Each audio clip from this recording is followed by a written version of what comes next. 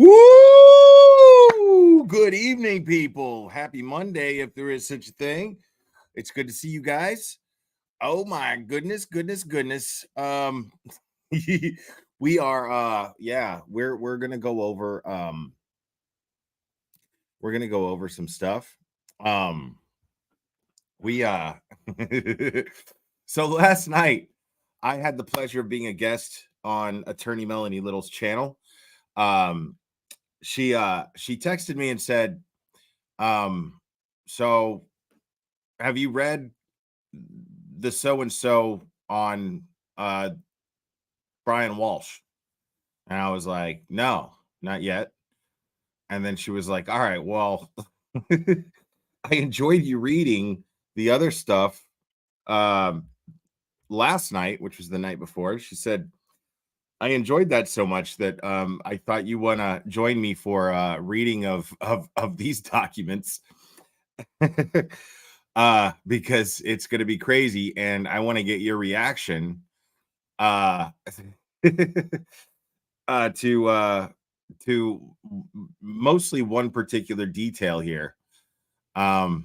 Because even though I want you guys to know one thing about Melanie Little, just because she doesn't cover something, it doesn't mean she's not following it. She has eyes and they're everywhere. So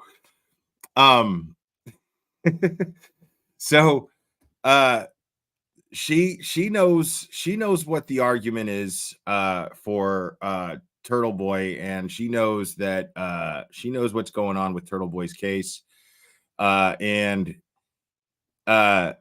she knew about the tech that still hasn't been returned to Aiden for 300 days, 300 plus days. And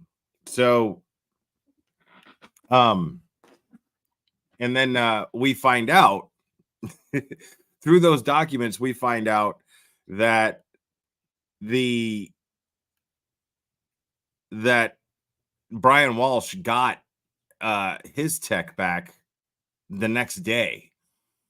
A man who is accused of murdering his wife, and there is a mountain of evidence against him, which, by the way, was very efficiently collected and preserved and documented by the very people who were apparently too incompetent to collect and preserve and document the evidence in the case of a murdered Boston police officer by the name of John O'Keefe. And so their entire case against his girlfriend, Karen Reed, is, I guess, based on, Proctor's word. Proctor, who we know is good friends with the owners, if not practically family with the owners, the previous owners of 34 Fairview Road, which would be the Alberts. Very interesting. Now, before we get into all that, what I'm going to do is, because I knew it. I knew as soon as we were reading it. I knew as soon as we were reading it that it wouldn't take long before Turtleboy and Turtleboy was in the chat, and I have to say that his reaction of someone in the chat getting this news about themselves was priceless. It very much reminded me of like Dupinder in Deadpool. In Deadpool 2. Turtleboy knew what was coming. Like, he knew it. Like, you see him in the chat and he's like, don't tell me they gave him his tech back. Don't tell me they gave him his tech back. And then as soon as I read that portion, Turtleboy's like, fuck. Now, the situation isn't funny, but Turtleboy's reaction was fucking priceless. Remember when they let what's his face in to X-Force in Deadpool 2? Anybody saw that? Anybody remember that? The whole world saw that movie. Deadpool 2, X-Force, and they're like, well, what skills do you have? And these dudes like, and he's like, am I getting catfished here? And he's like, you're in. Dupinder goes, fuck, because Dupinder wanted to be in X-Force so bad. But Turtleboy knew what was coming. He fucking knew it. And sure enough, there it was. Now, before I get into all that, I had a recent interaction. I don't know if you'd call it an interaction, but with Sue O'Connell of Boston 10. And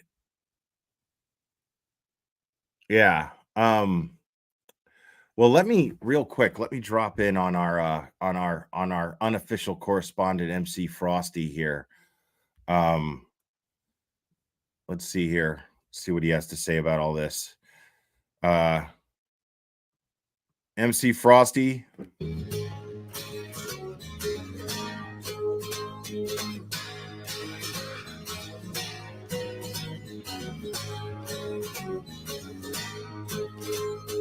I am a man cut from the know.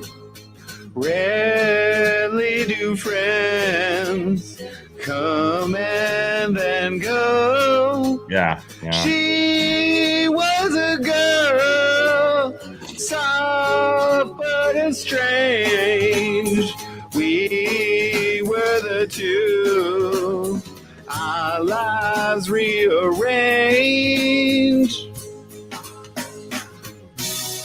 Feeling so good that day. A feeling of love that day. Twisting and turning, your feelings are burning, you're breaking the girl. She meant you no harm. All right, MC Frosty. Thank you, buddy. I knew I could count on you.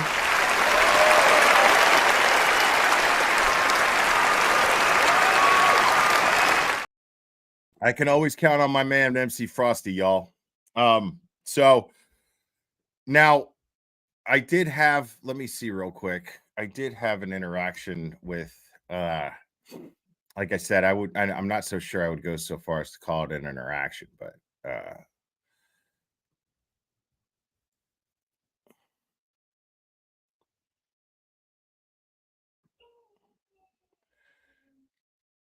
so Sue O'Connell, uh, this thread continues. This thread does continue. Okay. Uh, you know, Turtleboy Aiden saying he was disappointed with Canton Confidential, who I have great respect for. Sue O'Donnell seemed to be blaming people for dropping rubber duckies, who, while completely ignoring the blatant use of state power to charge these people with felonies because they exercised their First Amendment rights in public. We'll be talking about it on Turtle Club, blah, blah, blah. That was the other night, which he did talk about. Now,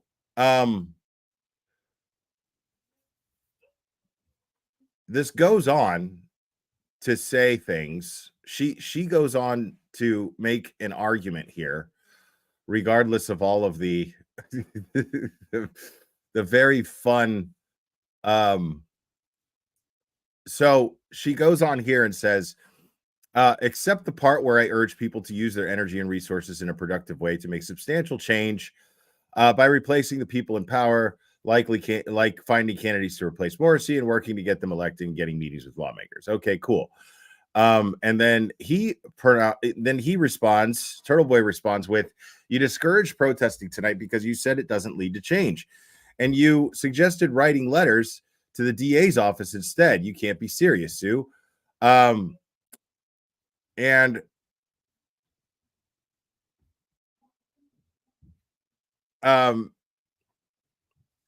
she goes on to say, this is what's fun. "I discouraged targeting civilians and using threatening speech." Turtleboy responds with, "No one used any threatening speech on rubber ducks.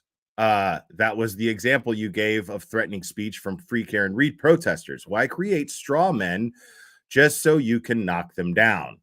Great point."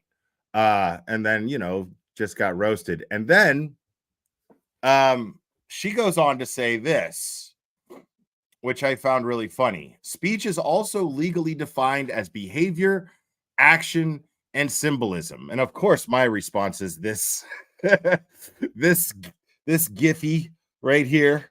My response is this here. I'm like, because I couldn't fucking believe that she just said that. Speech is also legally defined as behavior, action, and symbolism. Now, okay, fine.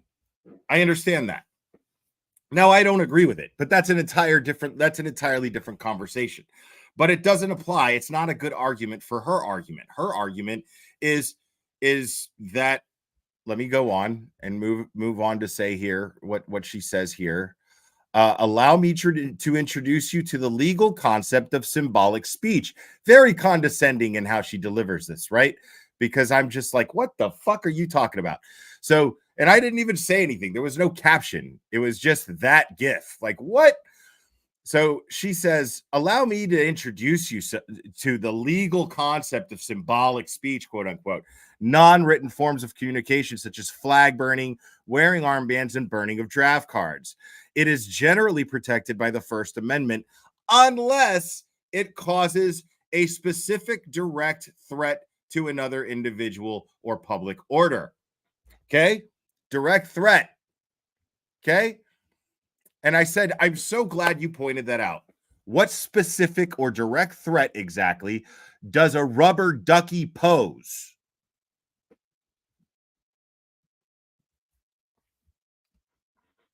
I mean, because I'd like to know. I would like to know what specific and direct threat a rubber ducky poses.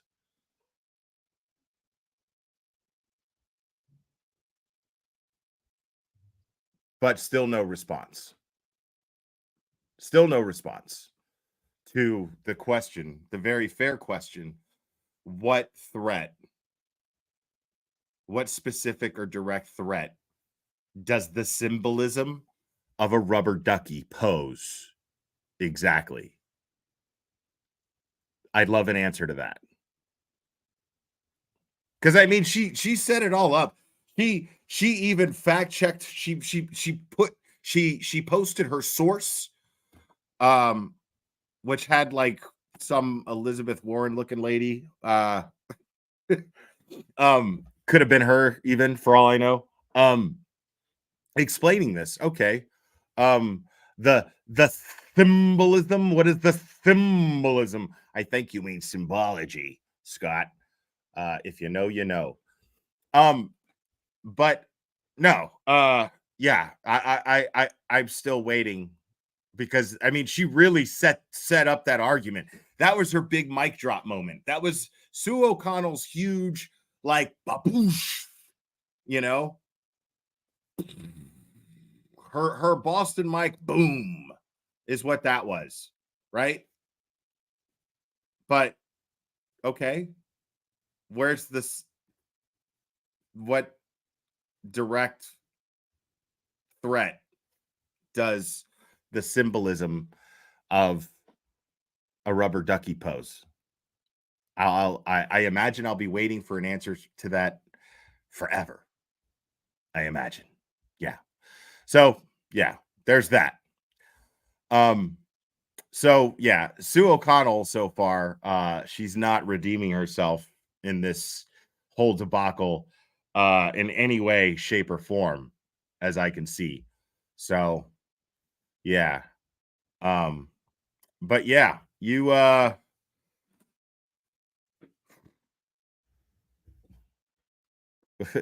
crushed by a huge freaking guy. That's pretty much it. Yeah, that would be the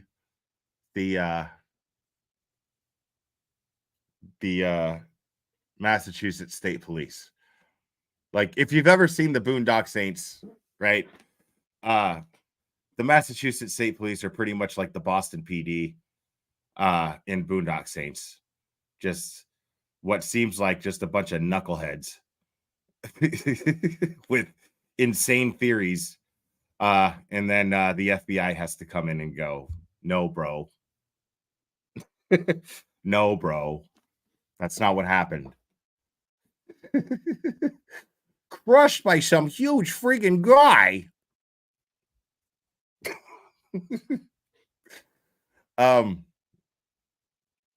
Yes, Bob Marley forever. And no, I don't mean the one love Bob Marley. No, I don't. If you know, you know. Let's all right. Now let's just get right into Turtleboy's thing here. Hold on one second. Hold on one second. One second. Jeez.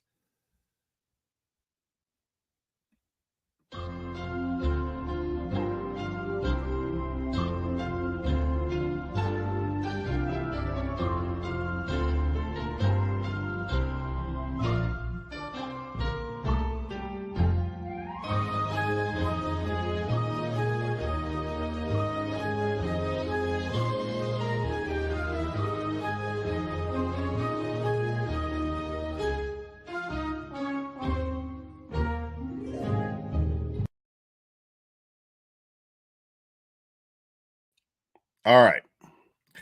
So we've got Turtleboy's article. So it didn't take long for Turtleboy to write and air out his grievances to this news. And I haven't read this yet, so I'm going to be reacting, and I do apologize. I'm going to get some pop-ups that are going to interrupt my reading, but I'm going to do the best I can here to get through it. So this is Turtleboy's latest blog. Let me give you guys share this in the chat here for you guys.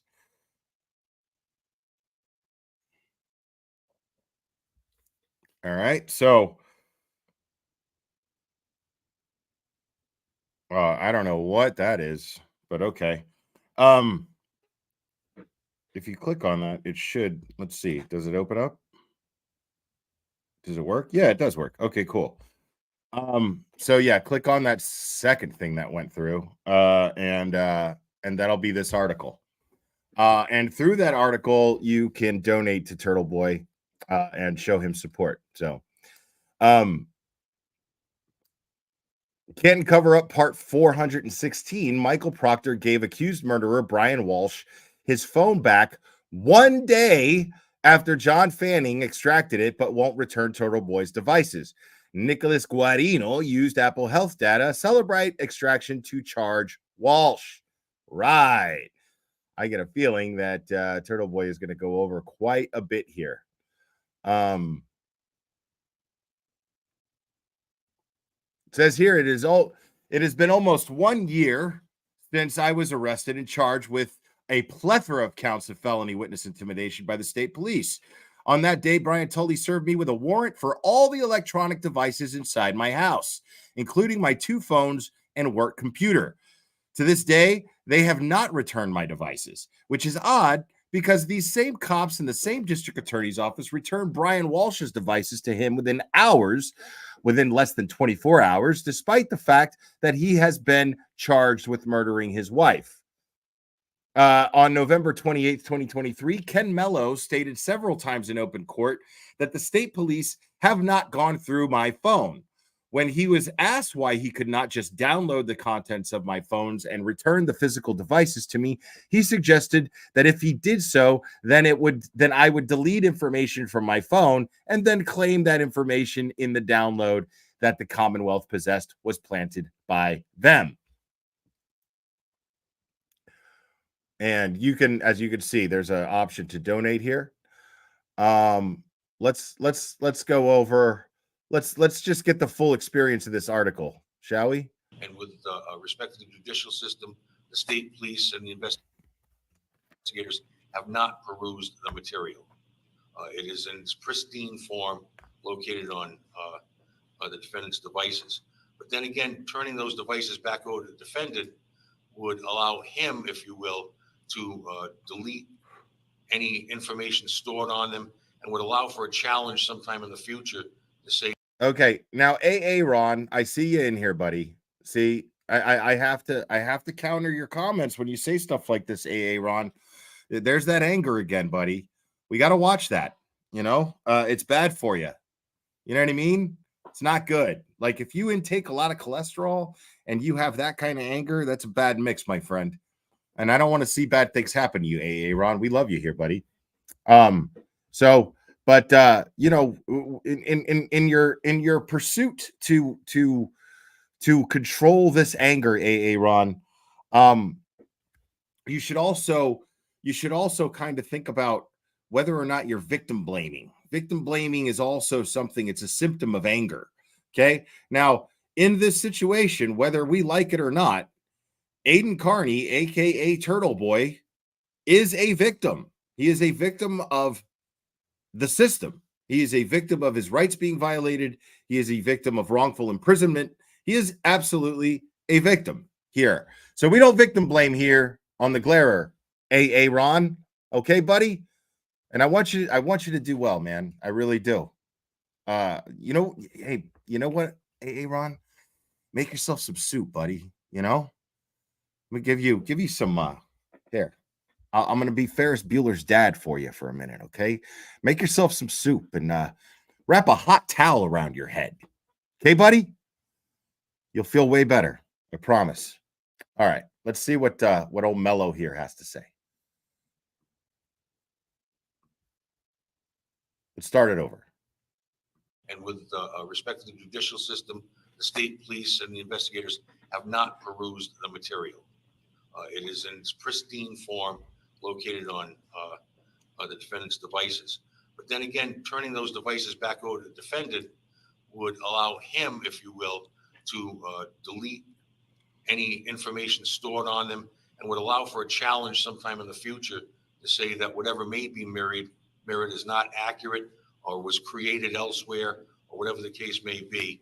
And having that equipment in the possession of the Commonwealth, as is evidence in almost every single case, Judge, that is the appropriate mechanism to employ here. I'm going to suggest In every single case, Judge.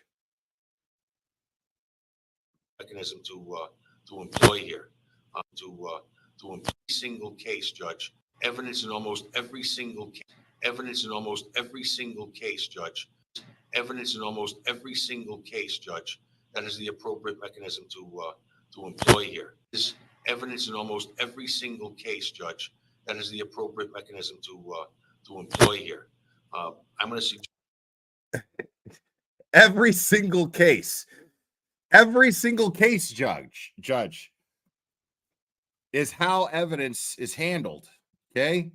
And needs to be employed here. Every single case, Judge, except for Brian Walshe, who's accused of murdering his wife. And there's a mountain of evidence against him already. Yeah, every single case, except the high-profile case of Brian Walshe. Just so you know. under the cases my brother references preventive medicine, it requires action by a superior court judge. We would not investigate. We would honor our commitment to further not investigate until this matter is determined by the superior court. Okay. Doing great there, buddy. You're doing great, Mello. Looking good, buddy. Looking good. Your Honor, we have honored, the Commonwealth has honored its commitment, and it was by way of a telephone call between Mr. Brattle and I to not go into these devices until there was some adjudication by the court. That would not end today if Your Honor would adopt the Commonwealth's request and submit this to the Superior Court. We would not, I would direct the state police to not touch the devices any further, provided that the defendant files within perhaps 1 week within the Superior Court. Okay. Yeah. We all know how well that went. Mello also stated in the first video that phones never get returned to defendants, but this was a complete lie, and one of many that he told on that day. On January 8th, 2023, Brian Walshe was arrested by the Cohasset police for witness intimidation because he misled police officers investigating the disappearance of his wife, Anna Walshe. He had the highest bail set in Quincy District Court in the history of witness intimidation, $5 million, because it was obvious that he was involved in killing his wife and would soon be charged with murdering her. Wow, what a beautiful lady too, man. What a shame. Look at this douchebag. Look at this guy. Man, that pisses me off. You know, when you see douchebags like this with a nice girl, you know what I mean? You're like, man, you know, that's sad. According to a search warrant filed by Michael Proctor on January 8th, Walshe voluntarily handed over his phone to Proctor on January 6th. Lieutenant John Fanning extracted the data from it, and Walshe had his phone back the next day. Here's the application for the search warrant. Right here. Is intended for use and has been used in the means of committing a crime, has been concealed to prevent a crime from being discovered, and is evidence of a crime or is evidence of criminal activity. On January 6, 2023 at 8:30 p.m., Detective Schmidt and Trooper DeCicco. Yeah, I got it. I think I got it. DeCicco. Conducted the interview, but shouldn't there be two C's first and then the single C? I don't know. I think I'm saying his name right. Conducted the interview of Jem Mutlu at the Cohasset Police Department. Investigators learned from speaking with Brian that Jem was at the Walshe's residence on New Year's Eve, December 31st, 2022. His name was actually Jim, but they called him Jem because, you know, his teachers were like, oh, that kid, he's a real gem. It's a real gem. Jem agreed to speak with Detective Schmidt and Trooper DeCicco. I can't say that guy's name. Jem stated when he arrived to the Walshe residence at approximately 8:30 p.m., Brian, Anna, and Jem had dinner, champagne and wine during the night, and other adults were present for the gathering. Jem stated everyone was enjoying themselves in a good mood. Jem left the Walshe residence at approximately 1 a.m. and returned home. On January 6, 2023, attorney Tracy Minor and Brian provided verbal and written consent to turn over Brian's cell phone, 2 Apple iPads, and have the contents extracted. Lieutenant Fanning secured all 3 items, which were forensically extracted at the Norfolk County District Attorney's Office. All 3 items were returned to Brian and on January 7th, 2023 at 1:30 p.m. The Brian Walshe case involves the entire cast of corrupt characters from the Karen Reed case. Detective David DeCicci, who called Karen Reed a quote-unquote fucking bitch and mocked Proctor for not being able to manipulate the medical examiner, conducted witness interviews. Trooper Jeff Kotkowski, who was in the group chat where Proctor bragged about looking for nudes of Karen Reed on David Yannetti's client, quote-unquote retarded client's phone, along with troopers Matthew Dunn, Chris Moore, Connor Keefe, and Bukaki were all involved in the investigation as well. They interviewed Brian Walshe a total of 4 times, and every single interview was recorded. On top of that, all witness interviews were recorded. Okay? All witness interviews by the same investigators who investigated Karen Reed. By those same investigators, they investigated Brian Walshe.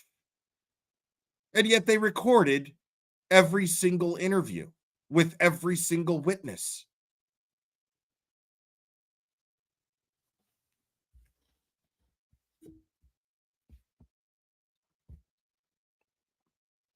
On January 4th, 2023, at approximately 6:35 p.m., Detective H. Smith arrived at 516 Chief Justice Cushing Highway for a follow-up investigation, at which time he conducted an audio-recorded interview. Brian stated that he had spent New Year's Eve with his wife, Anna, and friend of theirs named Jem. The 3 of them had dinner. No issues or problems were reported, only that after on January 5th, 2023, at approximately 6:56 p.m., Detective H. Schmidt and Trooper D. Okay, now understand that Turtleboy has taken excerpts from this application for a search warrant for Brian Walshe. So if there's something that is cut off, it's just because these are mostly just kind of screenshots of these documents. On January 5th of 2023, at approximately 6:56 or 7:56 p.m., Detective H. Schmidt and Trooper DeCiccio went back and re-interviewed Brian. The interview was audio recorded. Sergeant Buchanan and Cohasset Lieutenant Lopez were also present and spoke with Brian's mother, who was with children in the living room. Brian described some items that Anna was or should have been wearing when she disappeared, including a black jacket, blue-gray colored hunter boots, a nice wristwatch, wedding band, and a ring with a large stone on it. Brian again provided a consistent timeline about the last time he saw Anna, which was approximately 6 a.m. to 6:30 a.m. At that time, Anna reportedly was in the bedroom and Brian was in bed. Brian said Anna gave him a kiss and said she had to go. And Brian said he remained in bed until close to 7:30 a.m. when he went downstairs and made breakfast for the kids. Aww. He reported that he told the 6-year-old that his mom had to leave early to go back to Washington, and the 6-year-old told him he knew because he saw her when she was leaving. On January 6, 2023, at 8:30 p.m., Detective H. Schmidt and Trooper DeCiccio conducted the interview of Jem Mutlu at the Cohasset Police Department. The interview was, and this is underlined here, folks, the interview was audio and video recorded at the Cohasset Police Department. Investigators learned from speaking with Brian that Jem was at the Walshe residence on New Year's Eve, December 31st, 2022. Jem stated he arrived at the Walshe residence at approximately 8:30 p.m. Brian, Anna, and Jem had dinner, champagne, and wine during the night. No other adults were present for the gathering. Jem said Anna appeared to be a bit tipsy, and Jem said that he drank a little more than normal, but was not intoxicated. Jem and Brian seemed fine and not impaired. Jem stated everyone was enjoying themselves in a good mood. At some point around 11 p.m., the 6-year-old woke up and came down to talk to them for a little while before going back to bed. Jem said that at some point in the evening, Brian had mentioned that his cell phone was misplaced and he couldn't find it. Jem left the Walshe residence at approximately 1 a.m. and returned home. Jem provided a few names for people investigators could talk to that know Anna well, including a friend named Alyssa Kirby and Will Fastow. Jem said he sent a text to Brian and Anna on the same text thread on Sunday the 1st at 11:40 a.m. Anna never responded, and Brian responded on Monday, January 2nd, 2023. Jem and Brian told him his child had just found his phone. On Wednesday, January 4th, 2023, Brian called Jem and sounded distraught and a little off. Brian told Jem he hadn't heard from Anna in 3 days. Brian told Jem she had to leave early in the morning for a work emergency. Jem asked Brian if he and Anna had an argument after he had left, and Brian responded something to the effect of, "Did it look like we were arguing?" Jem also recalled Brian telling him that Anna had said goodbye to his oldest child before she left. Interesting. On January 7th, 2023, Sergeant Buchanan and Lieutenant Lopez, and Bukaki is underlying there, traveled to Washington, D.C. and spoke with attorneys that represent William Fastow, who resides in Washington, D.C. and is the most frequent contact with Anna on the cell phone records in possession of investigators. William's statement to investigators is that he was in a dating relationship with Anna Walshe and had been for several months. That right there is motive, folks. Anna was having an affair. The relationship became more serious over the past few months, and they had spent Thanksgiving together in Dublin and spent Christmas Eve together also. Also makes for an even stronger motive because this is a serious relationship. I don't know of a relationship that doesn't have the what's the word I'm looking for?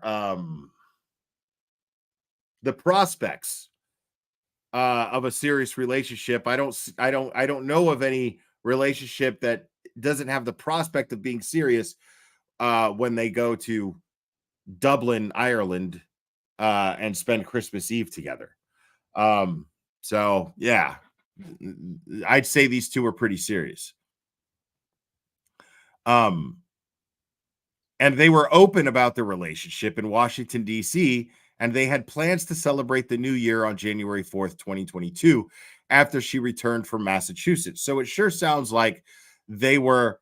Now, we're getting a little off the subject, but I promise the reason why I'm talking about this stuff now is because we are going to go over the Brian Walshe case, because now I'm even more invested in it.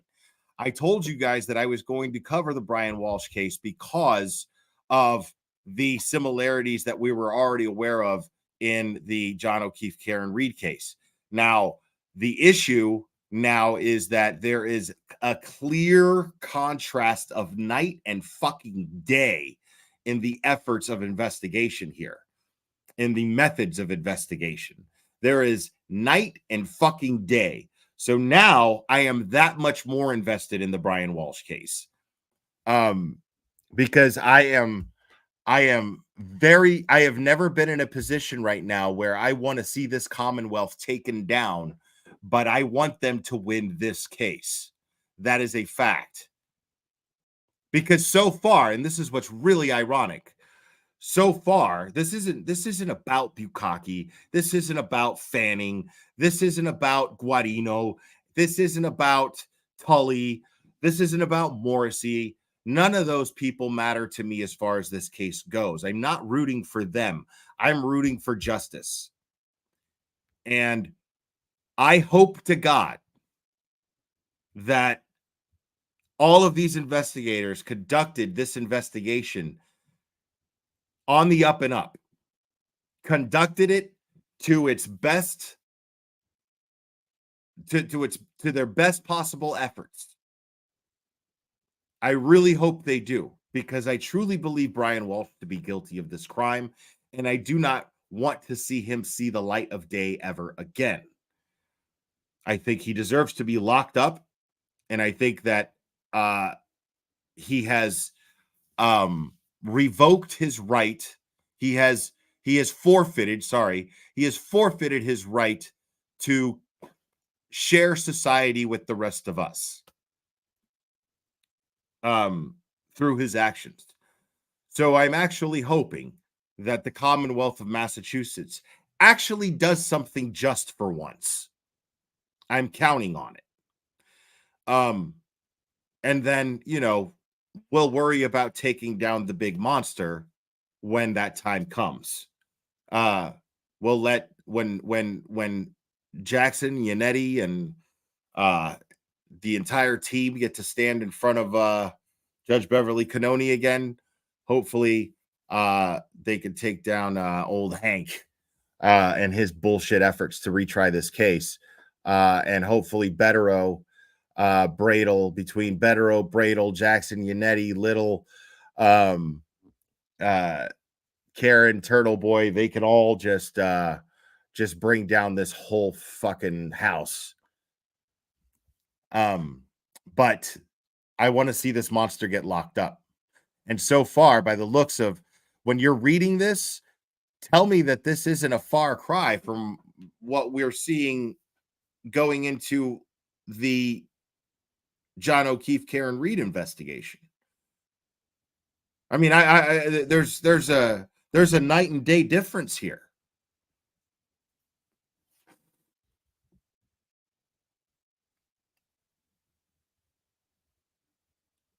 And yeah, and Aaron, I didn't get to finish my thought. I'm done picking on you, by the way.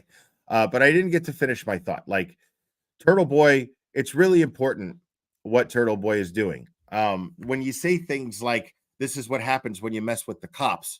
Turtleboy knew this. Turtleboy already knew what could happen if he was messing with the cops. Turtleboy is actually, in the grand scheme of things, pretty relieved that what happened to him because the cops are showing their true colors. It's a chess game. And they've shown their true colors. So it's just yeah. So this is where we're at. He knew what the cops were capable of, and for them to arrest him and charge him, that just goes to show, now that he can prove that they did so unjustly, this is going to be a big win for everyone except the Massachusetts State Police and Michael Morrissey's district attorney's office. And Andrea gifted 5 memberships. Thank you so much. I appreciate you, Andrea. Oh, wrong sound effect. There we go.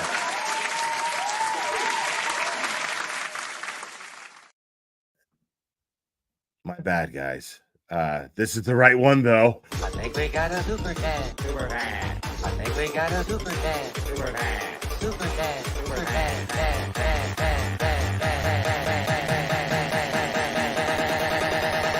I think we got a super dad. I think we got a super dad. Cynthia, thank you so much for the super sticker. I appreciate you. So yeah. Yeah, I'm absolutely invested in this. 100% invested. I think we got a super dad. Super dad. I think we got a super dad. Super dad. Super dad. Super dad. Dad, dad, dad, dad, dad. I think we got a super dad. I think we got a super dad. Thank you so much, guys. Chad and Charlie, appreciate you. And Turtleboy definitely took one for the team, Charlie. Absolutely. That's an understatement. That's an understatement. It's funny. Sue O'Connell should be kissing his ass. Everybody who calls themselves a journalist, who relies on things like free speech, whether you want to underplay it or not, because that shit infuriated me. I'm not going to lie. Her going, oh, well, free speech is limited to blah, blah, blah. I don't want to hear that shit. I don't want to hear that shit. To me, free speech is free speech, bro. You know what I mean? Free speech is free speech. I don't give a fuck. I don't play those. Well, well, not so much. Not when it comes to hate speech. Well, as much as I despise hate speech, I put it in that category of things I'm going to hear that I'm not going to like, because that's how the world works. So I do what, call me old fashioned. I suck it up and I don't fucking whine. You're going to hear things you don't like, people. It is what it is. I don't like hate speech, but I accept the fact that I live in a world where people have a right to feel however they want to feel, whether I like it or not. So this bullshit of being a journalist and then preaching the limitations on free speech is just a little fucking infuriating to me. It really bugs me. I'm not even a fucking journalist. It makes me mad, and I'm not even a journalist.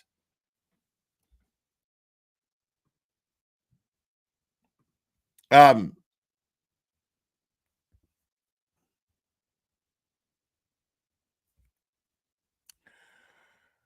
January 7th, 2023, at approximately 1:30 p.m., Detective H. Schmidt, Trooper Detico, and myself conducted another interview with Brian at his residence. The purpose was to go over the timeline again and get any new information that was not thought of in the prior interviews. Present during the interview was his attorney, Tracy Minor. The interview was audio recorded. Brian stated Anna arrived home on Friday and she alluded to possibly having to leave early to head back to Washington, D.C. Brian stated he was using the bathroom late New Year's Eve night after Jem had left when Anna told him she had to fly back first thing in the morning, which surprised him. Brian said he had assumed she would be leaving Monday when she said she had to leave earlier than expected. At approximately 6 a.m., Anna was preparing to leave, gave Brian a kiss goodbye, and told him to stay in bed since he had to get up with the children soon. Brian stated Anna was wearing a thin black coat, blue-gray hunter rain boots, and black floral dress. Brian stated their oldest was awake and had Anna fix his iPad around 6:30 a.m. The Walshe's nanny arrived around 2:30 p.m. on Sunday to watch the three children while Brian ran errands. Brian stated that on January 1st, 2023, he left his residence a little after 3 p.m. On Sunday, January 8th, 2023, Brian was interviewed for the fourth time at the house of his attorney, Tracy Minor. The interview was audio recorded. Present for the interview was Detective Schmidt, Trooper Tachiko, Attorney Minor, and myself. Brian was asked to clarify which CVS he went to on January 1st, 2023. The CVS was determined to be in Danvers. You're going to love this. Investigators have observed video of Brian at the Danvers CVS purchasing and shoplifting cleaning products. Okay. Now this is highlighted and it says investigators confronted Brian with the iPad searches about dismembering and disposing of a body prior to the time he stated he saw Anna at home. He last saw Anna at home, excuse me. There's a reason why this portion is highlighted. The reason why this portion is highlighted is because it points out the fact that investigators actually retrieved camera footage. Any of the CCTV footage, ring camera footage, nothing. What? That hasn't been tampered with in some way in the Karen Reed case. Why? Why has there not been anything? No video footage recovered. Nothing. This is the anti-Karen Reed investigation. That's what this is. It's the anti-Karen Reed investigation. This is the bizarro Karen Reed investigation. Up is down, down is up. That's what we've got here.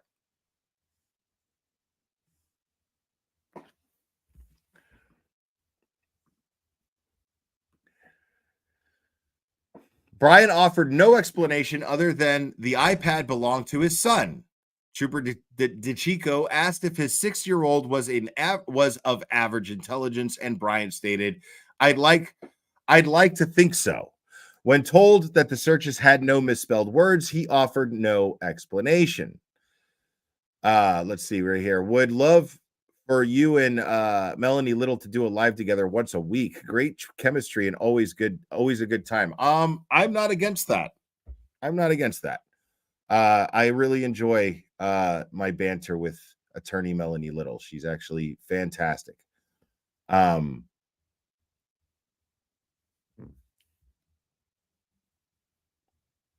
Yeah, and guys, my mods are asking you guys to do something. Please respect the mods' wishes. They know how to handle the chat. And I trust my mods to make any decision they need to make. And I back them up with every decision that they make. So if you guys piss off my mods, you're on your own.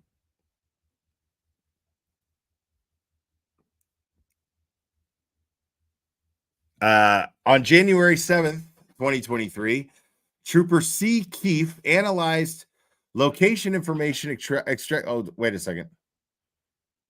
Okay, sorry. I skipped that part. Attorney Minor offered the possibility that Anna had performed some of the searches on the iPad. So his attorney tried to say that Anna conducted these weird searches on the kid's iPad. And you know, which is what I would expect my attorney to say in a situation like that. I asked Brian to explain how the searches continued into the days that followed. After he said Anna had left the home, Brian had no explanation and the interview was terminated by attorney Minor. That's right there. They're like, okay, well, so his lawyer, I love that shit. His lawyer is like, well, Anna could have made those searches on that iPad. You know, it's both of their children. So Anna could have absolutely made those searches, officer.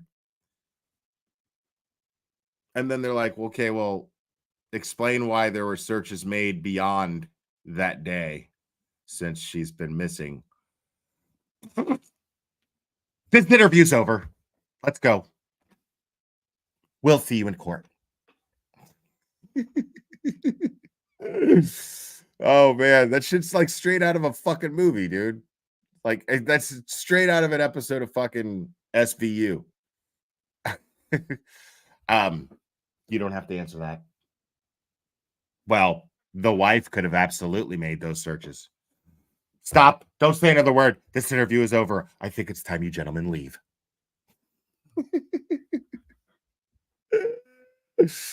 My God, dude, this is fucking ridiculous. Like, this dude might walk because Proctor's a douche. Unbelievable.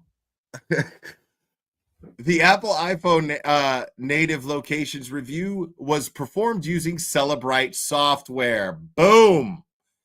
The Apple iPhone native locations review was performed using Celebrite software. That means that the Commonwealth, folks, the Commonwealth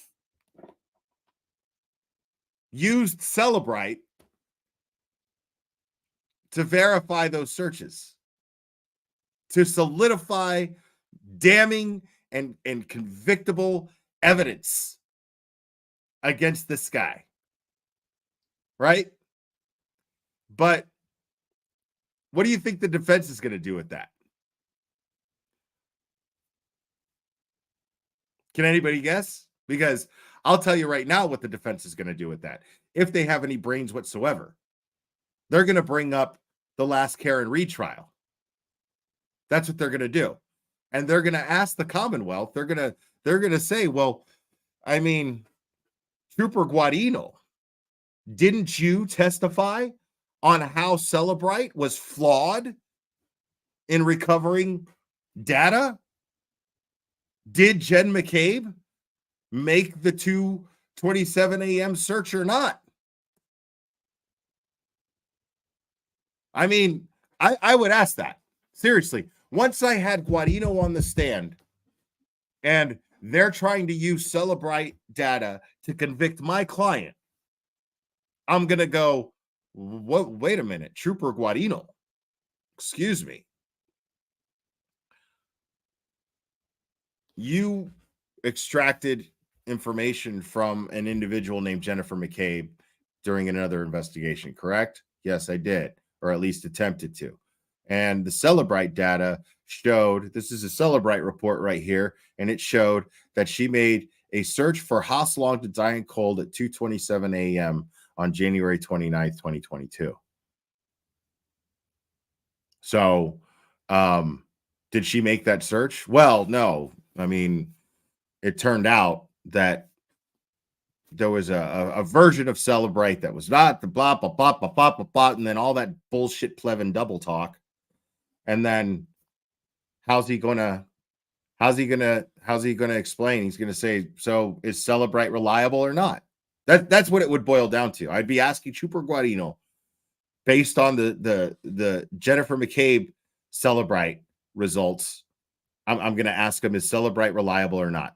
How could you sit here and say that Celebrate is reliable?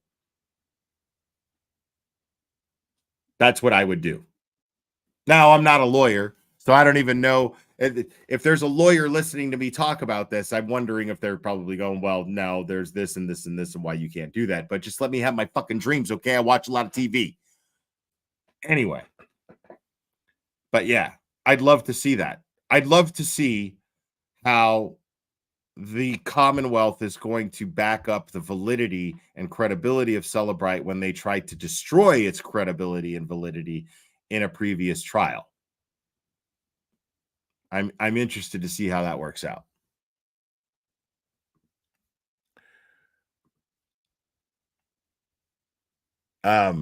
This information provided Bryant's cell phone location on January 2nd. At 9:44 a.m., the device showed it was in the area of Home Goods in Norwell. Trooper C. Keefe traveled there and observed video of Brian pushing a shopping cart and purchasing 3 rugs, among other items. At 4:12 p.m., the location of Brian's cell phone was the Home Depot in Rockland, 1149 Hingham Street. Brian's cell phone remained at this location until approximately 4:56 p.m. During an interview on January 7th, 2023, Brian stated to investigators the only place he visited on January 2nd was an ice cream place in Norwell called Press with his son.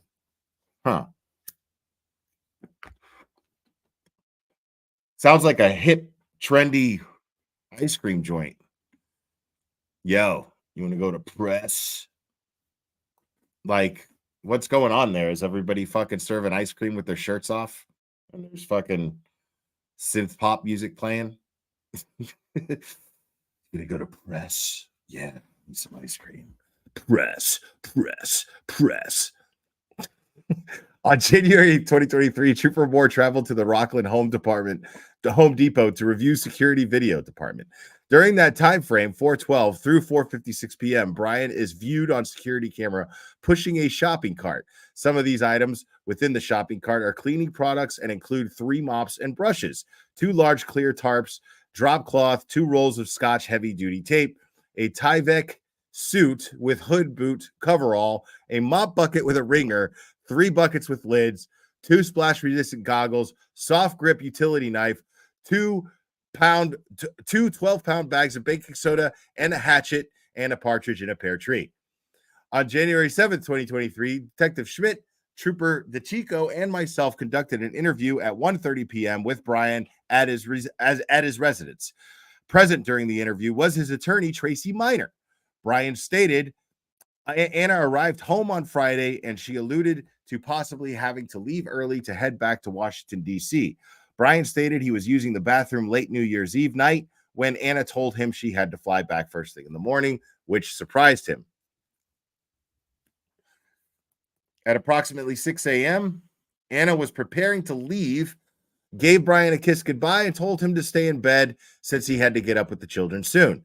Brian stated Anna was wearing a thin black coat, blue-gray hunter rain boots, and black floral dress. We read all this. Blah, blah, blah, blah, blah. But then Brian stated that on January 1st, 2023, he left his residence a little after 3 p.m. and went to Shaw's down the street from his house to purchase milk and orange juice. Brian returned home, placed the groceries in the fridge, and left. Around 4 p.m., to head to his mother's residence, 330 Paradise Road, Swampscott. Brian stated the ride to his mother's house took longer than usual since he got lost. Brian stated he took Route 3 north to Route 93 north and Route 1 north. Brian stated he realized he was lost when he observed the pirate ship on Route 1 and took Route 114 to his mother's house. Brian informed investigators one of his children took his phone at some time on December 31st, 2022, and he located it on January 2nd in the afternoon. Brian said he would normally use his cell phone GPS to get to his mother's house and did not know how to operate his Volvo's GPS. Okay, man. Okay, man. All right.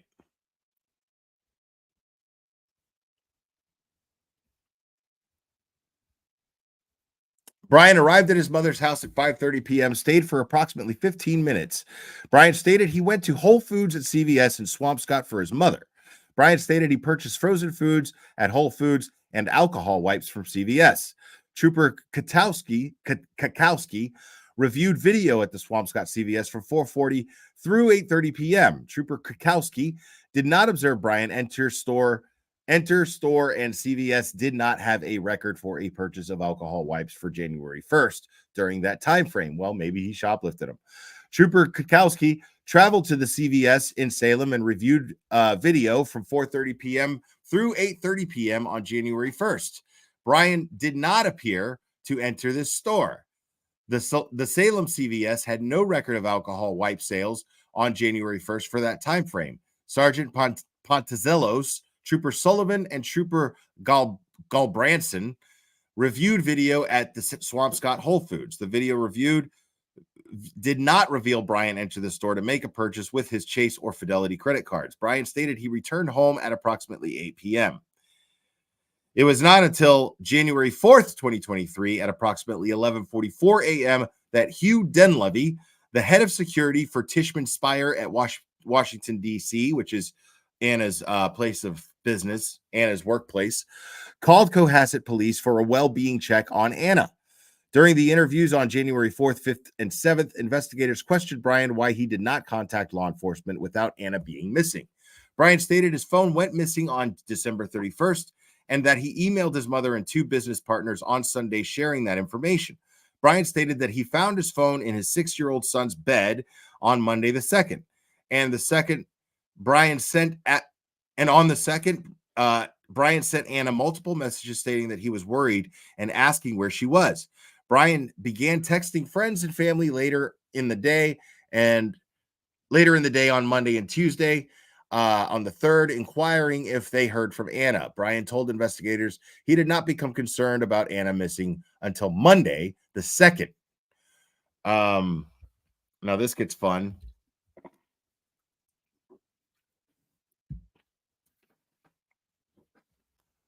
Trooper Guarino and Trooper Keefe conducted a forensic review of the data extracted from the iPad Mini that was given to Lieutenant Fanning by Brian. The review revealed on January 1st, Brian's cell phone was manually unlocked. The password for the phone was entered at 7:57 a.m., 11:24 a.m., 12:39 a.m., and 12:46 a.m. The review revealed some of the following internet searches on date and time. So here go the searches that took place here on this iPad Mini, folks. Best state to divorce for a man. That was on 127 at 9:54 p.m. How long before? Now this is like 3 days before. This is like 3 days before she goes missing, and then the day that she does go missing, I believe, he starts searching how long before a body starts to smell, how to stop a body from decomposing. This is all at like 4 or 5 in the morning. How to embalm a body. 10 ways to dispose of a dead body if you really needed to. Not if you just kind of needed to, but if you really needed to dispose of a body, I need to know. Like, I love that he specified that in his Google search. Yellow, the truth seeker. member for 7 months. Thank you. BW sucks. Brian Walshe sucks. That's all. Thank you, Will and Cherry, for everything. Yes, and thank you, Cherry, for joining us. I'm glad you're here. Yeah, so this is just fun. It's because it's too much to get even mad at anymore. Like I'm blown away by this. Blown away. Just absolutely blown away by all of this.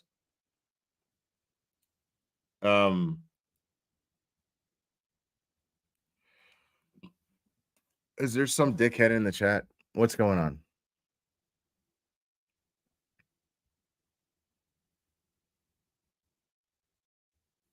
Oh, yeah.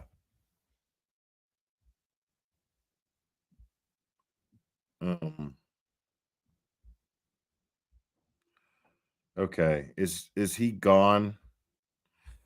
No. He is now. He is now. No. I don't have the patience for that today, Cherry. I know he was your toy and you were having fun. But I don't have the patience for that today. So moving on. Because I would like to open the phone lines at some point, so I'd like to get through this so that I can do that. So 10 ways to dispose of a body if you really need to, as opposed to, like, you know, in case you just were kind of wondering or feeling like you might want to dispose of a body, not if you really need to, but if you just kind of felt like it, you know. I mean, just think about that. 10 ways to dispose of a body. Whoop. Do you really need to dispose of a body? Well, no, not that I really need to. 10 ways to dispose of a body if I just kind of feel like it. Look at that. There's 11 ways. What a fucking moron this guy is.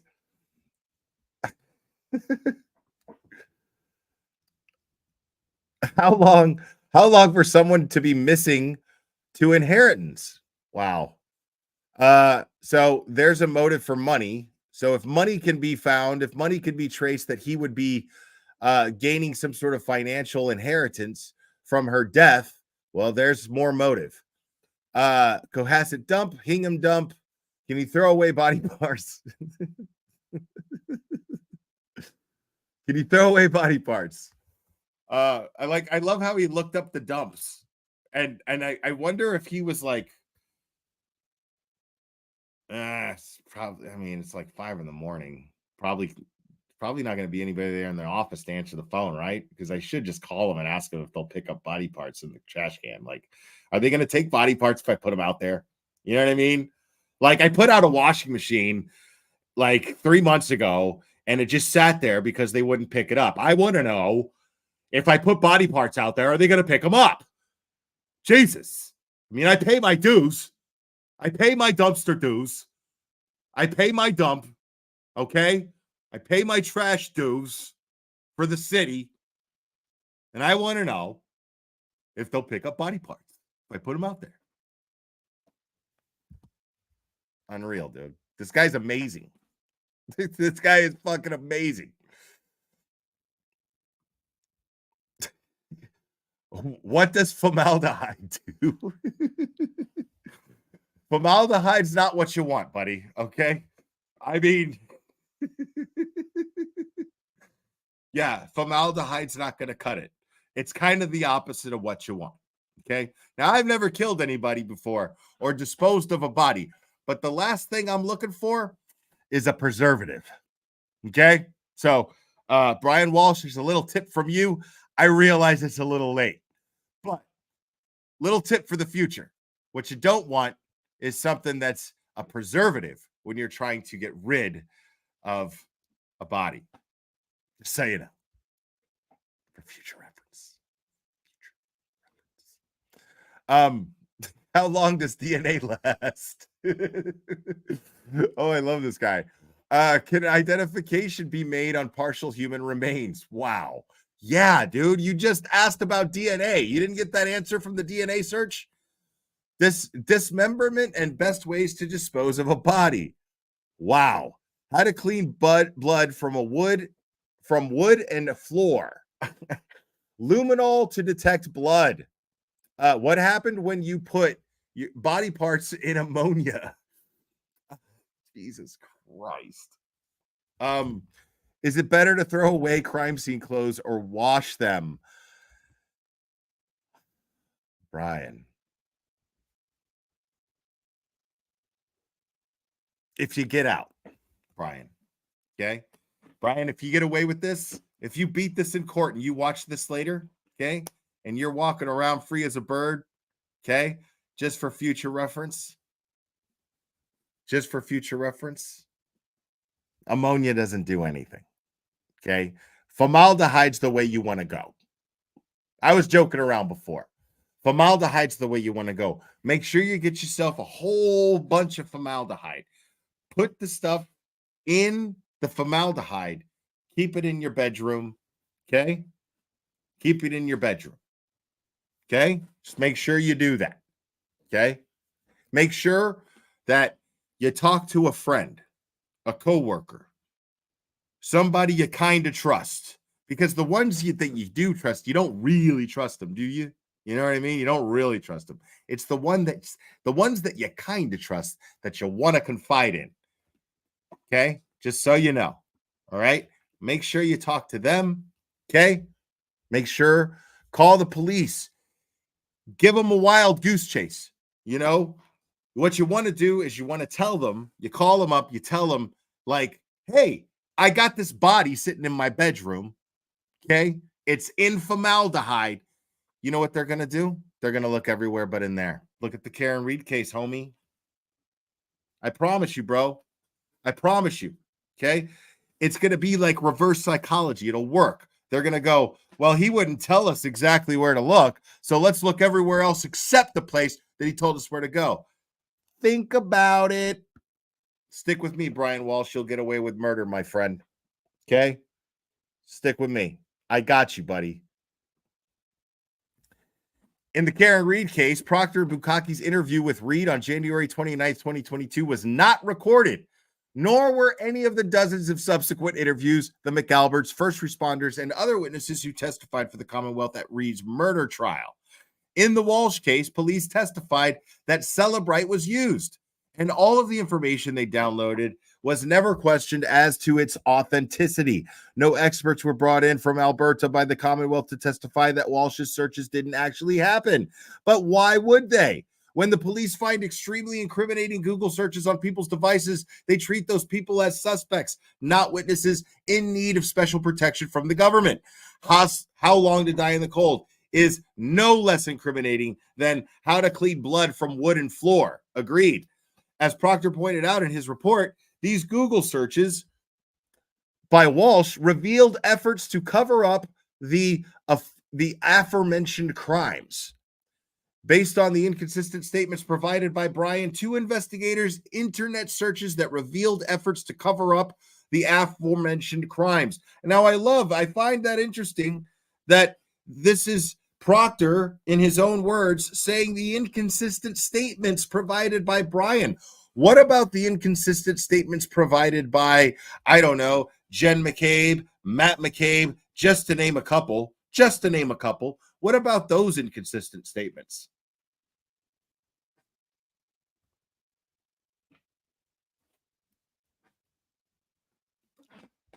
But, you know, that's neither here nor there, is it?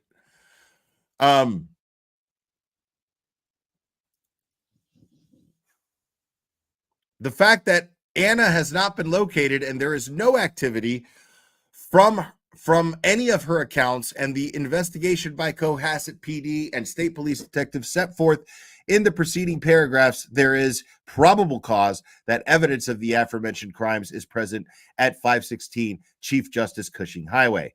Therefore, I seek authorization to seize and search this residence and any containers therein which may contain the following described items of evidence and seize same. Specifically, I seek authorization to search for and seize the following items in 516 Chief Justice Cushing Highway, to include a wooden shed located in the right corner of the backyard, pool and pool filter that will provide evidence of the custody for the following items. Physiological evidence, including hair, skin, blood, brain matter, bodily fluids, and bone, and any items that may contain their presence. Electronic devices, to include cell phones, iPads, laptops, and other and any other device capable of communications, custody, and control. Internet searches, recording devices, or video surveillance. Clothing and jewelry described to be worn by the missing, to include a large stone ring, wristwatch, Louis Vuitton bag, and purse. And Sheikah Sheila, member for 3 months. Thank you. Prayers for all in the path of Milton. Yes. Yes, prayers to all of you. Thank you. Anna's passport, wallet, and cell phone. Instruments of the crime is listed in the iPad searches that include blunt force objects such as a hammer, knife, hacksaw, trash bags, cleaning supplies, and receipts for such items, and financial documents indicating.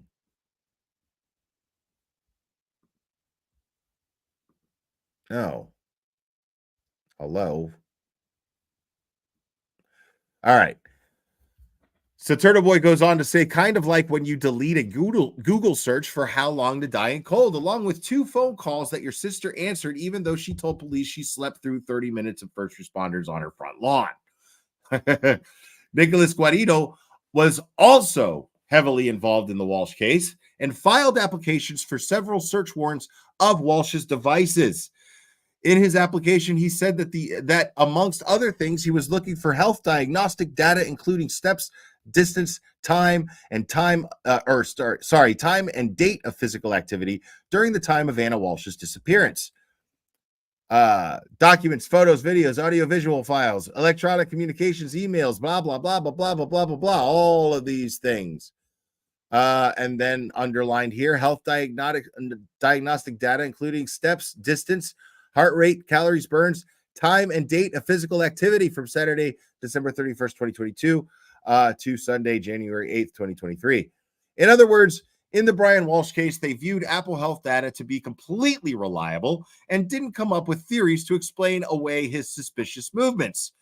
But when they extracted John O'Keefe's iPhone and saw that he had ascended and or descended 3 flights of stairs between 1222 and 1224, and they realized that this was undeniable evidence placing John O'Keefe inside Brian Albert's house, they didn't consider this suspicious at all. In fact, they immediately began plotting how they would explain away the Apple Health data and settled on hypothesizing that John O'Keefe was moving his phone up and down in Karen Reed's car on the flattest street in Canton. Guarino bragged in his application that he graduated from Westfield State, received specialized training after being a Norwood cop for 10 years, and relied upon Celebrite software to extract data from phones. Interesting, isn't it?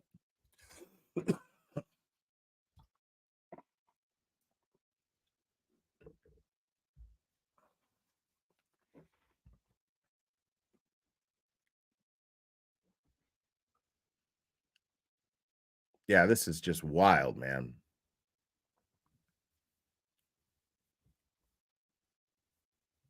Yeah, this is just wild.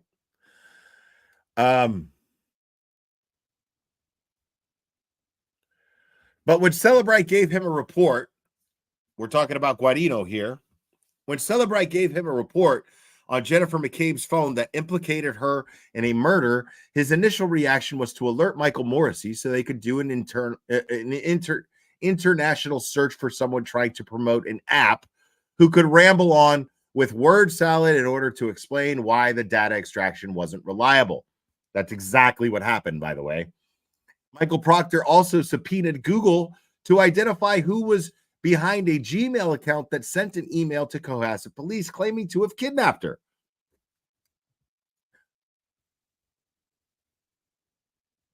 And it says here, this is it, January 7th, 2023, 5:18 a.m. Detective Schmidt received an email from Gmail account Richard Walker 9984 with the username of Richard Walker. Gmail is a free email service provided by Google. The email sent to Detective Schmidt stated the following. We have the so-named Anna Walshe with us here. We had a deal worth $127,000. She messed up. We have her here with us, and if she doesn't pay the money, then she'll never be back. And we know that the police and the FBI are involved. Good luck finding us. Awesome.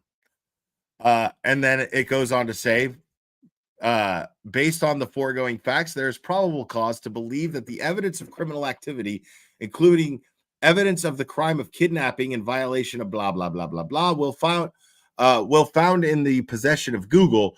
It is in the opinion of this officer, based on the information provided above, as well as the collective experience of law enforcement officers involved in this investigation, that there exists probable cause to believe evidence located at 1600 Amphitheater Parkway, Mountain View, California, will assist in determining who was involved in the kidnapping of Anna Walshe. Evidence leading to the identification of the subscriber of the associated Google account, Richard Walker, will be located in the possession of Google as account records for Richard Walker. I respectfully request a warrant and order of seizure authorizing the search of Google for the stored contents of the account listed above, including but not limited to information, records, and data stored in the servers, databases, or businesses, offices of Google pertaining to Google account, Richard Walker, all subscriber information such as name, address, blah, blah, blah, blah, blah, blah, blah, blah, blah, blah. It goes on, it goes on, it goes on. Turtleboy goes on to say, this is the same Michael Proctor who never applied for geofence data from Google that would have shown. Now, I skipped all this, but the point of all of this being here is to show how thorough Michael Proctor was in his in his pursuit to collect evidence against Brian Walshe through his tech and using Celebrite, using Trooper Guarino to apply Celebrite to extract this data. So Turtleboy goes on to say, this is the same Michael Proctor who never applied for geofence data from Google that would have shown who was inside Brian Albert's house at what time on the morning of January 29th, 2022. The state police are not as stupid and incompetent as they would lead you to believe. They know how to conduct investigations, as we can see here. They know that Celebrite data extractions are reliable. They know that Apple Health data accurately shows people's movements. They know it's really important to record interviews and murder investigations, and they know how easy it is to download someone's entire phone and return the devices to them. But they didn't do that in my case or in Karen Reed's case because they're overtly corrupt, and they don't care if they come across that way. Their incompetence is intentional, and they will use their powers we've entrusted them with to frame and imprison anyone who seeks to expose the McAlberts and their allies in Michael Morrissey's office. Turtleboy with another banger, bro. Fantastic.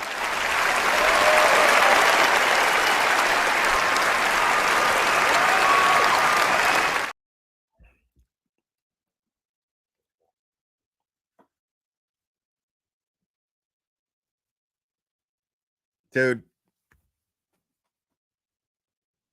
like, I am absolutely 100% convinced at this point, as I stated last night on Melanie Little's channel, I am 100% convinced at this point that there's no more cops make mistakes argument. That argument is gone. Anyone who uses that argument from here on out is a bona fide fucking idiot.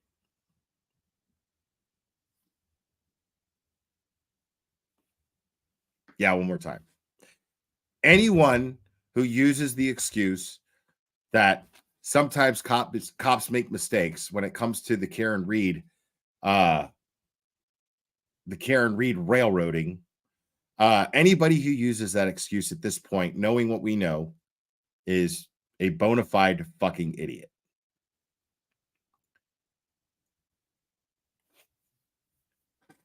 Yeah, there's no argument. There's no oops, we didn't know argument.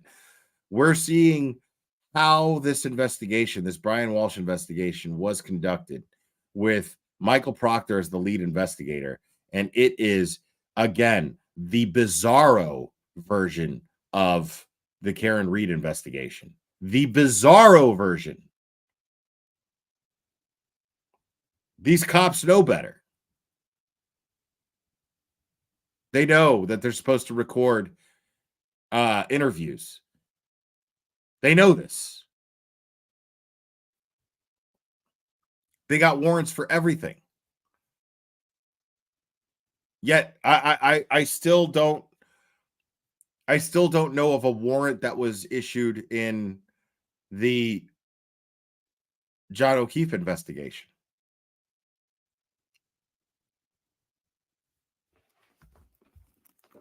Find that interesting. I find that very interesting.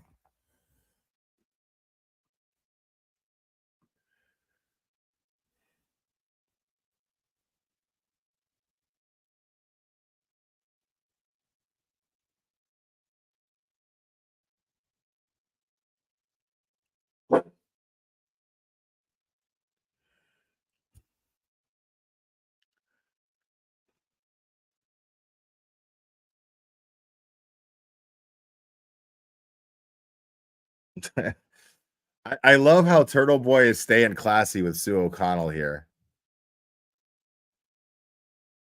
And Sue O'Connell finally kind of concedes here, and she says, I haven't examined the details of the cases. I'm sure everyone is different. Why is that a problem? And Turtleboy responds very eloquently, considering your role in the media, Sue O'Connell, particularly in covering this case, I would urge you to examine the details of the cases before opining on them. I know you haven't been to jail for this, but if you had, you'd probably feel a lot stronger. Well said. Absolutely well said.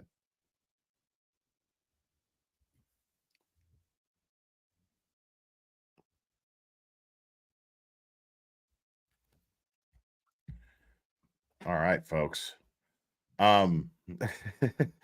Yeah, I just wanted to get Turtleboy's reaction, and it was to the point. All the receipts were there, and it was to the point. Right. Maya, you're making a great point. Was there ever an investigation onto the dead turtle on Aiden's family's home? I believe there was. Were there any results? I don't remember. But I mean, there's a lot of effort being put into this rubber ducky thing. There's a lot of effort being put into this rubber ducky thing. So yeah, it's a little weird. It's a lot weird, actually.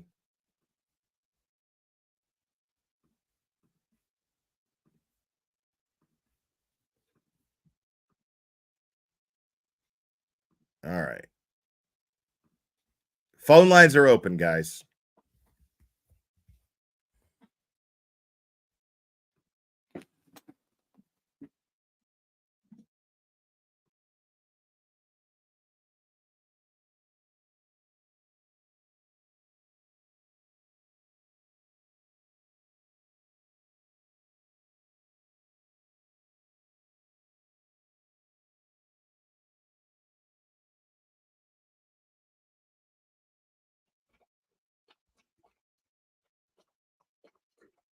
Anytime anybody wants to call. Anytime. Phone number's right here. Check it out.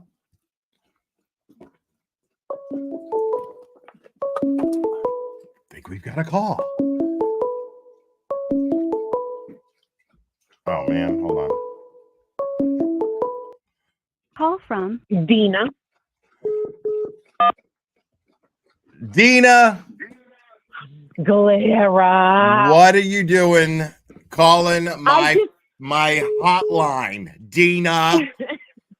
well, it's because we love you, Will. I miss you. I miss you too. I always miss you. And I'm glad I've got you on the phone because I have an announcement to make. I have an announcement to make. So tonight, Jen O'Donnell got a big win at the Canton at the audit, the police audit tonight, the audit thing that you had going on. I went there. She managed to get the time changed from 3 minutes to a whopping 20 people. We all screamed. That is a big win, folks. It was freaking an unbelievable meeting. I even got up and spoke. Say that again. There was an applause. We couldn't hear you over the applause. Oh, I said it was unbelievable. We were all jumping around. Jen came out and dropped to her knees. She was so happy that she won. Rita got up and spoke. Colleen got up and spoke. I even got up and spoke. I saw Jen, her reaction. I saw Resistance to Silence, very short live, and saw Jen's reaction. Jen was she was on cloud 9.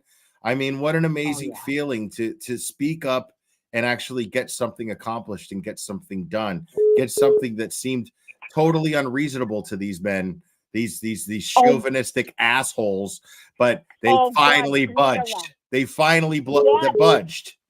That's a huge guy, win. Bob, is a piece of shit. He wouldn't even look at us in the fucking eyes as we were talking. He was so degrading. He pissed me off so much. I wanted to throat punch him, but I didn't. I just got up and spoke, and I said to him something like, "Do you talk to your mother with that mouth?" Nice. You fucking get him. piece of shit that he is. But you know what? Those women, all us women, we're just getting stronger and stronger and stronger. And the wins are going to start coming for those people fighting in Canton. The wins are coming. Karma is changing. Yeah. I think that's amazing. I think what Jen pulled off today, and you guys, it was a team effort. It was you guys showing up in numbers and speaking up and and screw Sue O'Connell for minimizing those efforts. Today was proof that you guys have been doing. So you think those people just all of a sudden, the first time they get a complaint, they're like, okay, sure. No, this was months and months and months and months of people patiently going up there, speaking their mind, getting their rights violated and being removed simply for speaking up. And now finally they budged and they gave people more time, and they're showing at least an effort. They're at least extending a token of effort that they're going to listen to the people of Canton for once. I know. It was, I'll tell you, to see the look on Jen's face, because she has been speaking out so much and they have just been shitting on her. Right. It's getting dangerous here, Glera. It really is. People don't be careful. Understand, because the news is not reporting on what happens. Where all of us are getting followed.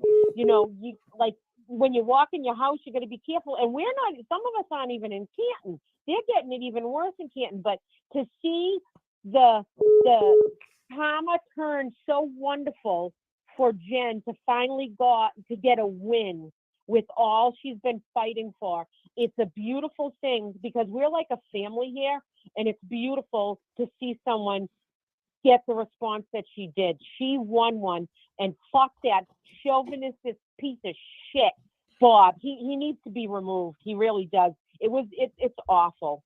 It really is. That's it. Yes. And I'm with Dina, with you here on the phone.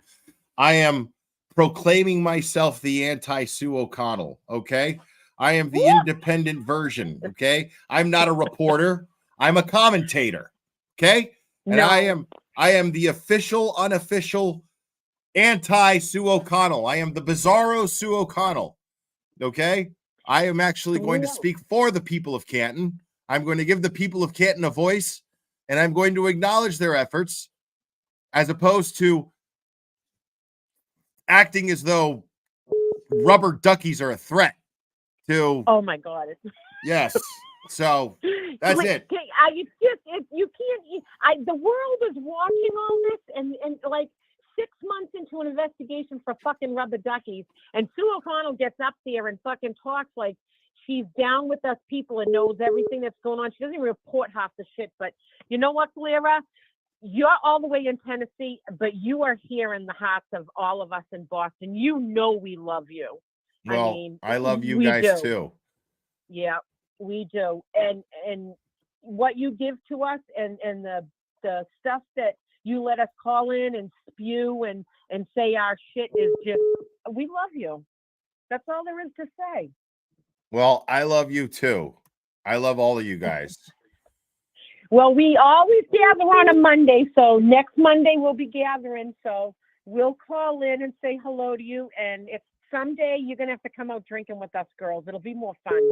I know you had fun at your dinner, but you got to come out on the trolley drinking with us. I'm so down, but I gotta tell you, Dina, the thought of that scares the living fucking shit out of me.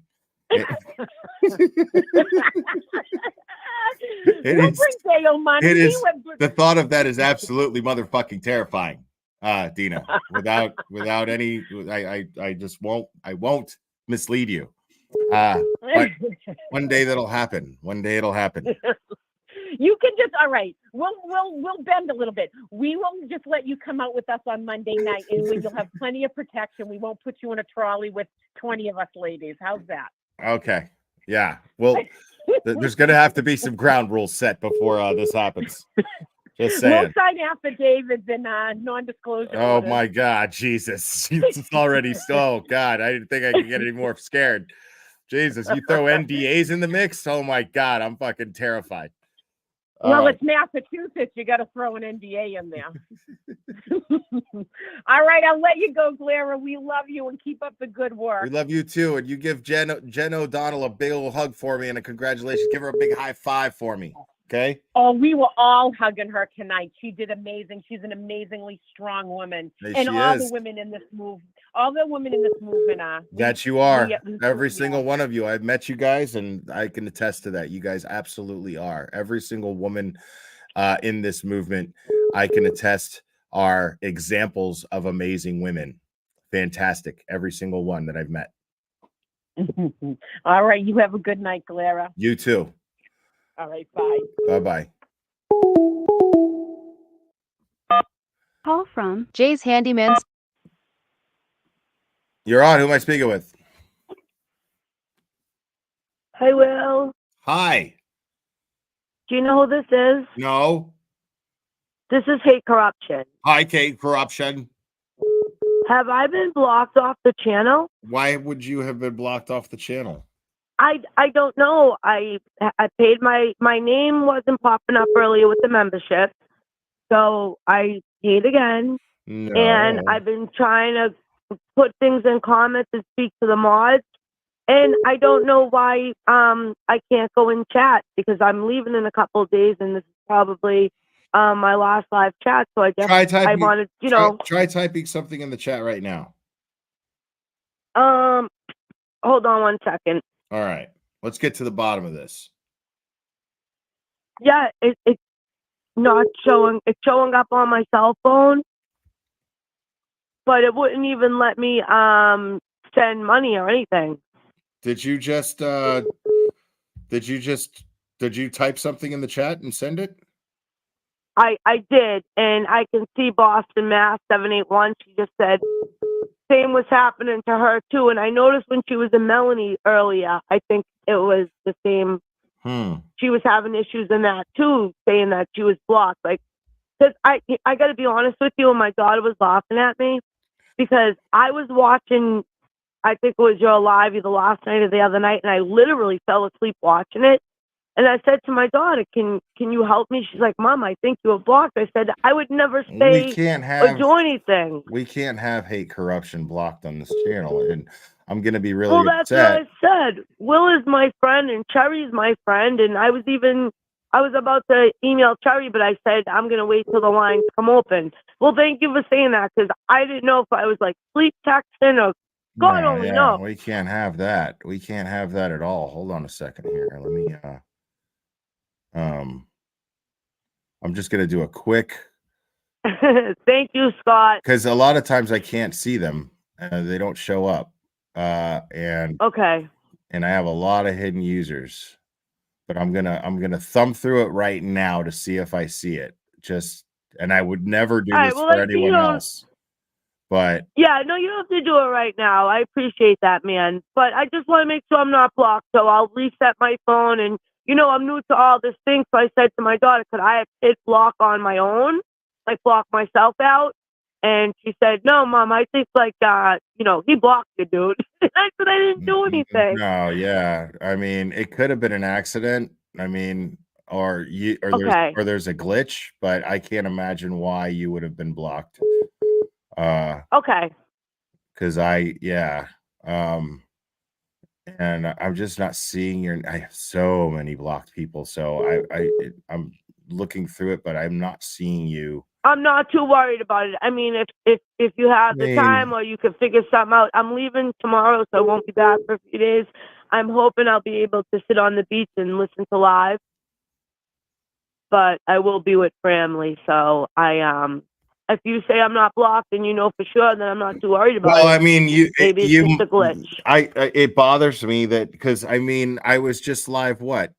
The last time I was live, I saw you in the chat. I could have sworn I saw you in today's chat earlier With Melanie. But I don't see your name anywhere in the chat, and so that bugs me because you're always in the chat. Yeah, and I also tried to unsubscribe and then resubscribe. So I resubscribed obviously, and I've even hit it.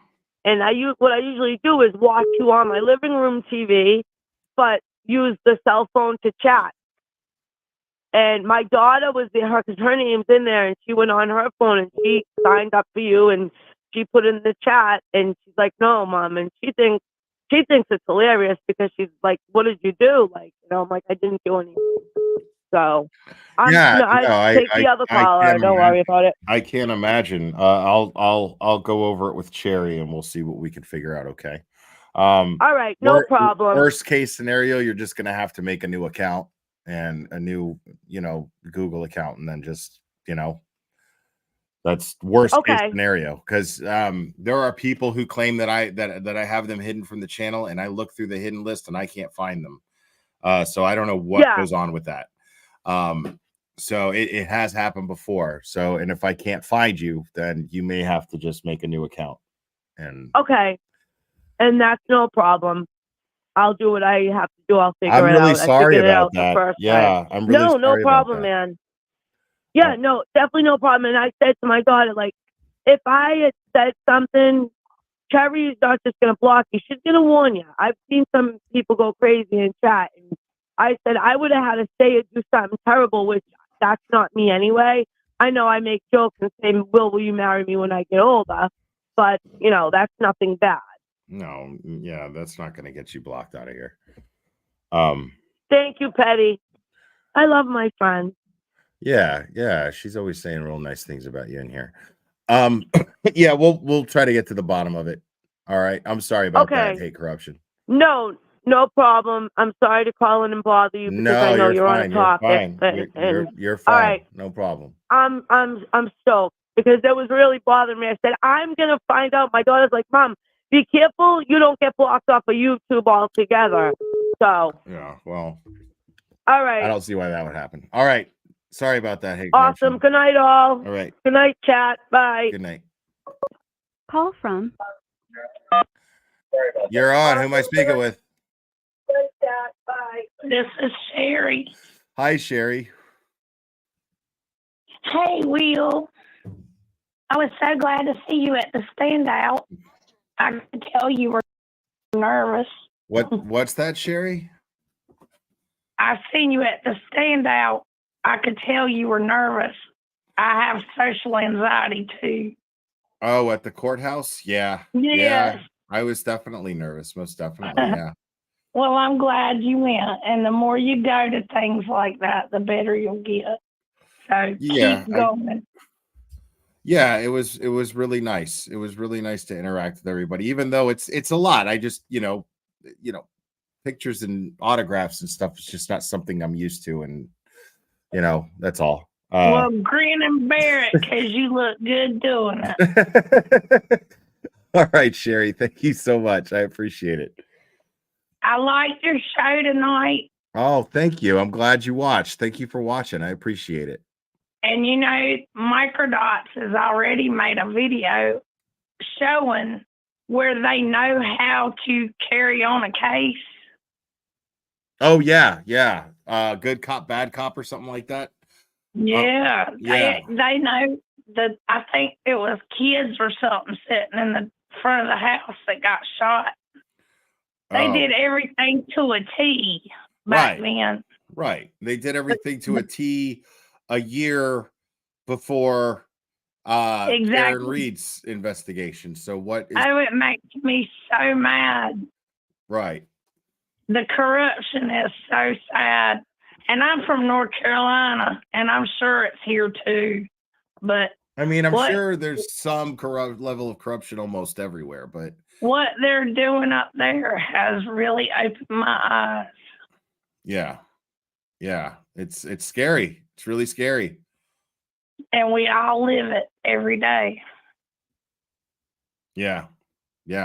Well, thank you for taking my call, and please keep going out and facing that anxiety, because you got it in you. All right. Well, thanks, Sherry. I really appreciate it. Thank you. Thank you. All right. Have a good one. You too. Bye. Bye-bye. All right. Let's take some callers, man. We got time. Folks. We'll take some calls tonight.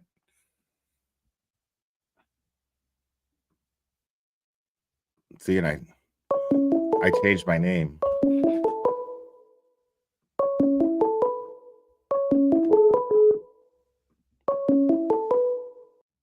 Call from Marissa. You're on. Who am I speaking with? It's Marissa. Hi, Marissa. How are you? Fantastic. How are you? Doing fantastic as well. I'm also in Tennessee. Awesome. And I'm so thrilled that you stay up late. Oh, right on. Yeah, I don't always stay up late. I know, but a lot of the ones that are covering the Karen Reed don't really stay up as late as you do to do the live, so I appreciate it. Yeah, right on. Yeah. I watched you and Melanie earlier. I know it was from I guess the night before, but very informative with the Walshe case. Very informative. Yeah, Melanie Little something else, man. She knows her shit. I love her. Yeah, she knows her shit. I feel humbled that she wants to do streams with me from time to time. It's really nice because she's like, really educated, and I feel really insecure about not being as smart, but oh no, but she she's doesn't so great with you. She doesn't make me feel that way at all. No, she's great. absolutely not. Yeah. Yeah, you two do great together. Yeah, I think so. I really enjoy it. I really enjoy talking with her and doing live streams with her. Most definitely. And I like that she wanted your your reaction, your cold reaction to all the new stuff she found. That was great. Yeah. She's been awesome. Well, I just want to tell you got a great show. I love watching both of you. I appreciate you. Awesome. 100% and completely support. Awesome. Thank you so much. I really appreciate you calling. Have a good night. You too. Bye-bye. Bye-bye. call from Leah. You're on. Who am I speaking with? Will? Yes. This is Leah calling. Hi, Leah. How are you? I'm great, Leah. How are you? Good. I just wanted to say, you guys were talking about the differences between the investigation for Walshe and Karen Reed. Yep. And from the very beginning, Proctor said we're going to pin it on the girl. Right. So there was no investigation. Yeah, that's a great point. That brings me to another point, because now those text messages from Proctor to his buddies, now they're sinister. Now there's no question. Like you wondered, like, well, maybe he was just saying, hey, she did it and we have enough, evidence or whatever. That's not what it was. He was just like, no, they're clean and she's taken the fall for this. She's doing it. All of this, I'd have to review those text messages, but that's something I think I'm going to end up doing, because now there's a different context to them, I believe. Right. Right. I'm a huge fan of Glup Cake Live's best chats ever. Right on. Well, I think it's Flipperhead that put together a good film about how quickly the timeline to show how quickly they picked up her car. That he hadn't even been to the crime scene. Right. To get her car. Yeah, it was all a fix from the get-go. It was all a fix that started from Jen McCabe's phone, depending on who she spoke to in those early morning hours right after she hung up with 911. It was all, the fix was in right then from that moment. Yeah, Flipperhead has been outstanding lately with his films. Yeah, Flipperhead's fun. I like Flipperhead. Yeah. And I don't know if you've seen Aussie Insider. Do you know who she is? Yes. She's been putting out these AI videos of Brian Albert talking, Chris talking, Jen McCabe talking on the stand. And those are outstanding as well. Yeah. Somebody made one of those of Plevin recently, and it was pretty funny. Oh, okay. Yeah. And I want to say, you're kind of always dogging yourself about not having an education, but you are so smart in common wise and logic. So I wouldn't put yourself down about that. I guess it's just habit, it's just something I've always been pretty insecure about. You know what I mean? And it's whatever. I understand that because, I didn't go to college. Right. And it bothered me.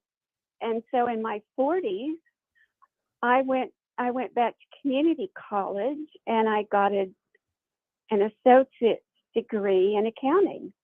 Okay. So it's never too late. Right. Too late. I just can't do school, man. I don't have the patience for it. If I did, I would have to start taking medications to focus, and I can't do that. I don't need an education bad enough to put myself through that shit. Yeah. So, I mean, if I get this overwhelming urge to take on a career that I need an education to, then yeah, I'll do it. I'll do whatever I have a desire to do. That's something that I've learned about myself, that if I have enough of a desire to do it, I'll do it. But in the meantime, yeah, I'm not going to school. I'm not doing that. I'm not putting myself through that. I also wanted to say that I have ADHD as well. And it was a miracle that I only took 2 classes at a time. And my daughter's going, Mom, you've got to do more than that. I said, I can't handle it. And because accounting isn't that easy to learn. Oh, there's no way, dude. Math, like I have a t-shirt that says I still count with my fingers because I still count with my fingers. Like it's not, it's a joke, but it's funny because it's true. That's why. Well, accounting doesn't have that much math in it. It's just learning all of the principles and when to apply them. But anyway, I'm already lost. I wanted to say ADHD got. Oh, so I'm 70 years old, and I have found lately can't even concentrate to read 3 pages out of a book. Yeah, you know what happens when I read? You know what happens when I read? I realize I realized that I read an entire chapter while I was thinking about something completely different. Yes. That happens Yes. to me, and then I'm just like, Jesus, why do I do this to myself? I have to go back and read the chapter again. I have to do that. Yeah. Sometimes when I watch movies, my ADHD is so bad that I have to rewind parts of the movie. You know, just be Yes. like, shit. You know, like I was staring right at the TV. Like, how did I not absorb this? I was staring right at the TV. You know what I mean? It's loud as hell. Yeah. So Yeah. Well, my husband is ADHD as well. So you can imagine what a pair we are. But when I bet a lot of fun. so when I talk to him, halfway through what I'm saying, he says, now what did you say? And he says, when you start to talk to me, I don't hear you at the beginning because I'm thinking about something. I said, okay, do I need to give you a warning? Like, That happens hey, to me too. Say that beginning part again. I always do that. Like, wait a minute. Go back, say that again. I do that all the time because I realized that I wasn't actually listening. And I'm really trying to. right. You know, it's crazy. Well, Yeah. And it glad comes you off know. as rude. You know what I mean? It comes off like you're being a dick. And I'm not being a dick. It's that I'm fucking dumb. You know? Yeah. So it's Well, I always watch him while I'm talking. If he starts leaving, if his eyes leave my face, I just stop talking because I've lost him. Something shiny has caught his attention. That's it. Yeah. Yeah. Because it couldn't be because I'm boring. I'm sure that's not it. Dude, it happens to me on live streams. Straight up. Like I will straight up have a brain fart right here on a live stream and go, oh, I totally forgot what I was talking about. Like in mid. Yeah. It happens all the time. Well, you saw something shiny. Yeah. Because I'm trying to look over chat too. You know what I mean? I'm paying attention to chat as I'm talking and trying to stay on task. And it's a multitask.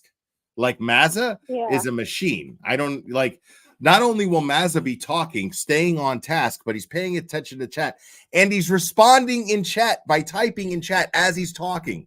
I don't understand how you can do that. It's amazing. Yeah, I don't understand that either. But anyway, I'll let you go and have a great evening. You too. Thank you for calling. Appreciate you. Okay, bye. Bye. Call from Amy. You're on. Who am I speaking with? This is Amy. What's up, Amy? Hi, how are you? Fantastic. How are you? So, I'm great, thank you. I want to thank you for everything you do. I appreciate all your reporting. I've been waiting to call in for a really long time. I grew up with John, and it's kind of a weird situation to be a childhood friend and be quiet about it because you have a lot of respect for the family. Right. Like, I don't necessarily want to throw my opinion out there because I don't feel like it's necessary. Like, you know, when it comes to like how they feel and how they're grieving. Right. But I really feel like you've done an awesome job because you have, don't get me wrong, I love Turtleboy. I have nothing wrong with his reporting, but like he's invested and he lives there and I grew up there and it's kind of like, I think now that you've been there, you get it. Like it's in like incestuous and it's like in every town. It's not just Canton. Like I grew up in Weymouth. It's, you know, everybody is invested in everybody's life and everybody knows everybody. And I think that you have kind of this perspective of like how the rest of us who want to be quiet feel, but don't feel like we can say it, if that makes any sense. Kinda. I mean, I kind of get it. I mean, I'm just the guy who sees what he sees and I'm talking about it. Like that's literally the best way that I could describe what I do. All right. Well, there's a couple other reasons. So I left Boston in 2012, but I married a McCabe. and he's from Iowa. So like, I don't comment on anything because my last name is McCabe, and I don't want Get the anybody fuck to. out of here, okay? I swear to God, and my brother and I get the biggest kick out of it because he's like, "Yeah, you can't say anything." Are you gonna get because shit for calling in here? Like, I don't I want don't you to even get in care at this trouble. point because Okay. with all of the ridiculousness, this is where I'm saying, like, I'm done being silent because the ridiculousness of the fact that they're doing this to this young woman, and like, you know, I've known him my whole life. Like, I haven't seen him since. So my best friend growing up was his cousin. Their dads were brothers. Okay, so So your she's an best OG. friend growing up was John's cousin. Yes, her name is. Okay. Well, I'm not going to give you her name, but her That's last fine. name is an Yeah, O'Keefe. yeah, And don't, so yeah. yeah, I don't want to throw her out there, but Yeah, and this is please why I haven't like careful said with or names. I commented. don't want to. Yeah. I totally get it. I it's hard not to, but Don't get me I get wrong. it. I So appreciate you calling and sharing, but let's try to protect the innocent here. yeah. No, I totally Yeah. don't want to do that. But you know, being someone who's on that side of like, I knew this kid when he was 7, when he was 8, when he was 12, when he was 17. You know what I mean? So Right. like, it's hard to like want to just take a stand when you have people that you really love grieving, Mhm. and like no matter what you think. So like for me, I'm kind of over that. Like I feel like, you know, I haven't said anything because, you know, randomly my last name ended up being McCabe. So which I don't care about doxing myself. It's fine.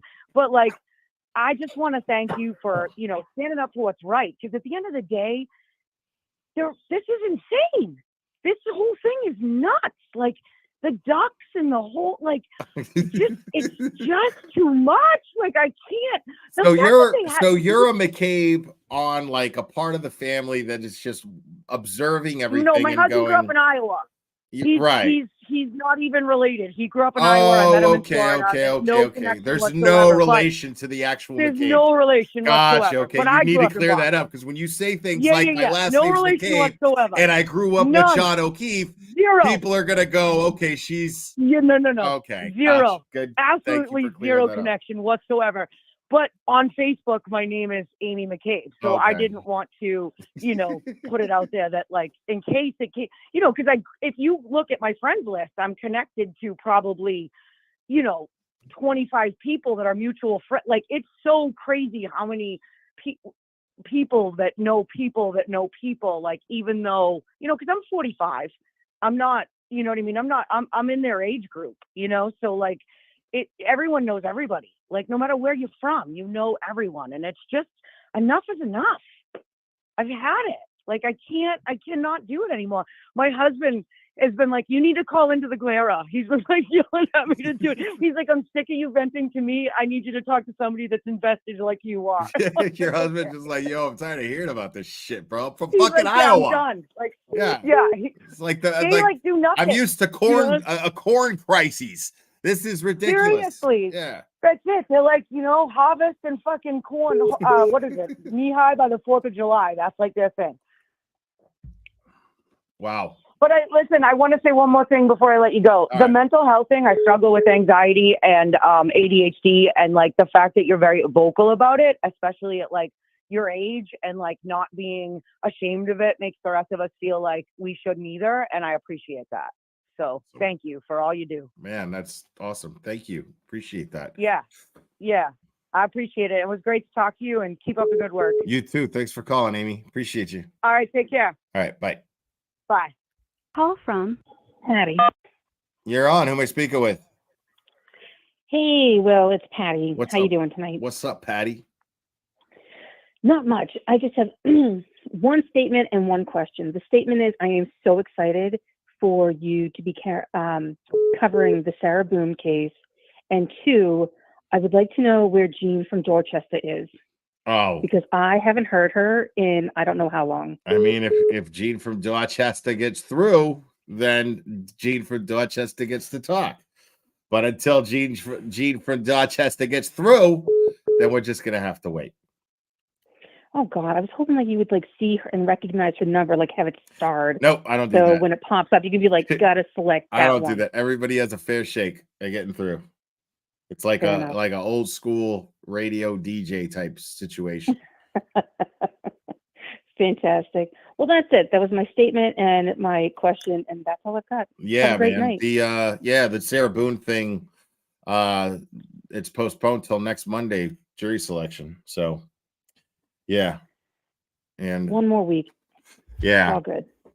so no, I'm glad. I'm glad you you want to watch it here. There's going to be a lot of good creators that are going to be covering it. So I don't expect to have a big crowd for it, but I'm Well, no, I invested. think your reactions to things are so entertaining that you'll have a bigger crowd than you seem to be anticipating. Well, we'll see. We'll see. But I'll just be grateful for whoever joins. So yeah, because I'm invested. So I'm just gonna look at it as like a thing to hang out with some of my diehards with, you know. Fantastic. Yeah, I'm excited. So thank you so much. Appreciate you. All right. Have a great night. You Bye. too. Bye.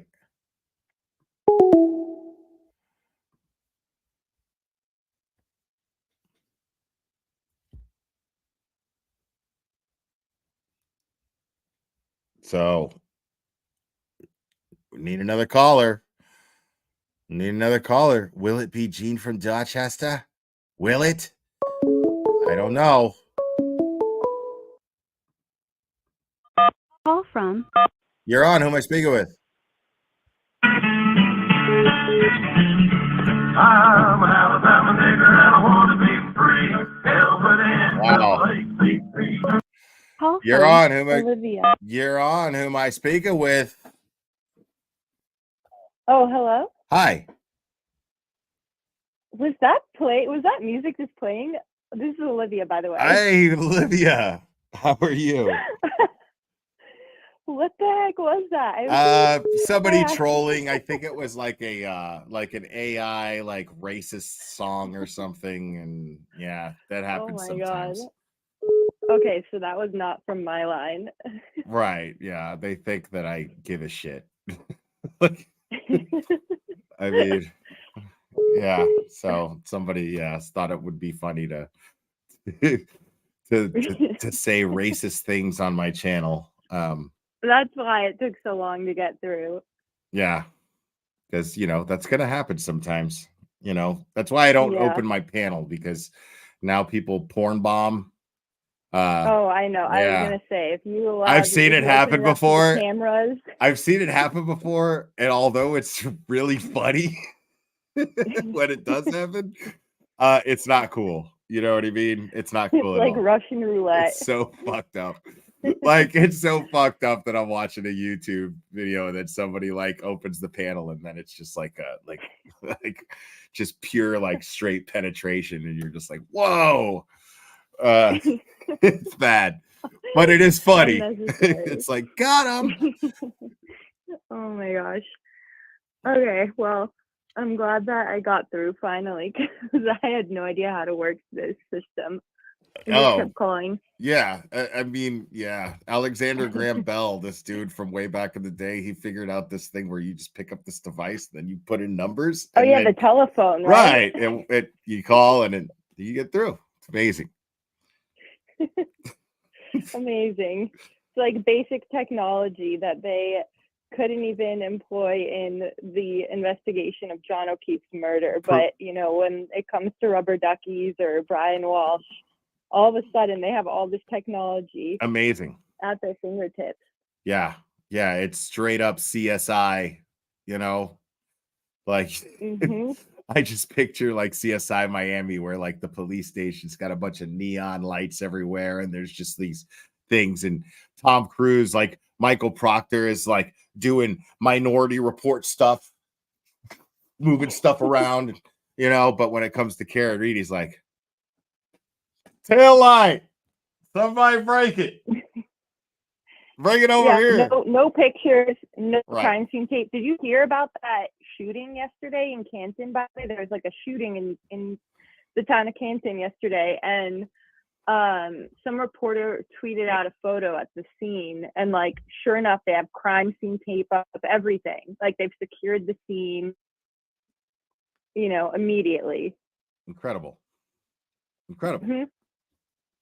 And which like, when it comes to John O'Keefe's investigation, it's like, how, in that case, how is it not deliberate then? Because if there was going to be a time that they would pull out all the stops, you'd think it'd be for a cop, a fallen own brother. You would think. So, right. But they did pull out all the stops for a fellow cop, just not the one who needed it.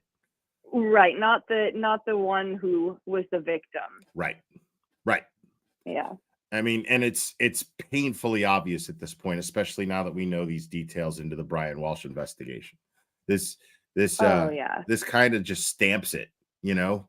I don't see how they feel like this is not going to be something to have to answer for.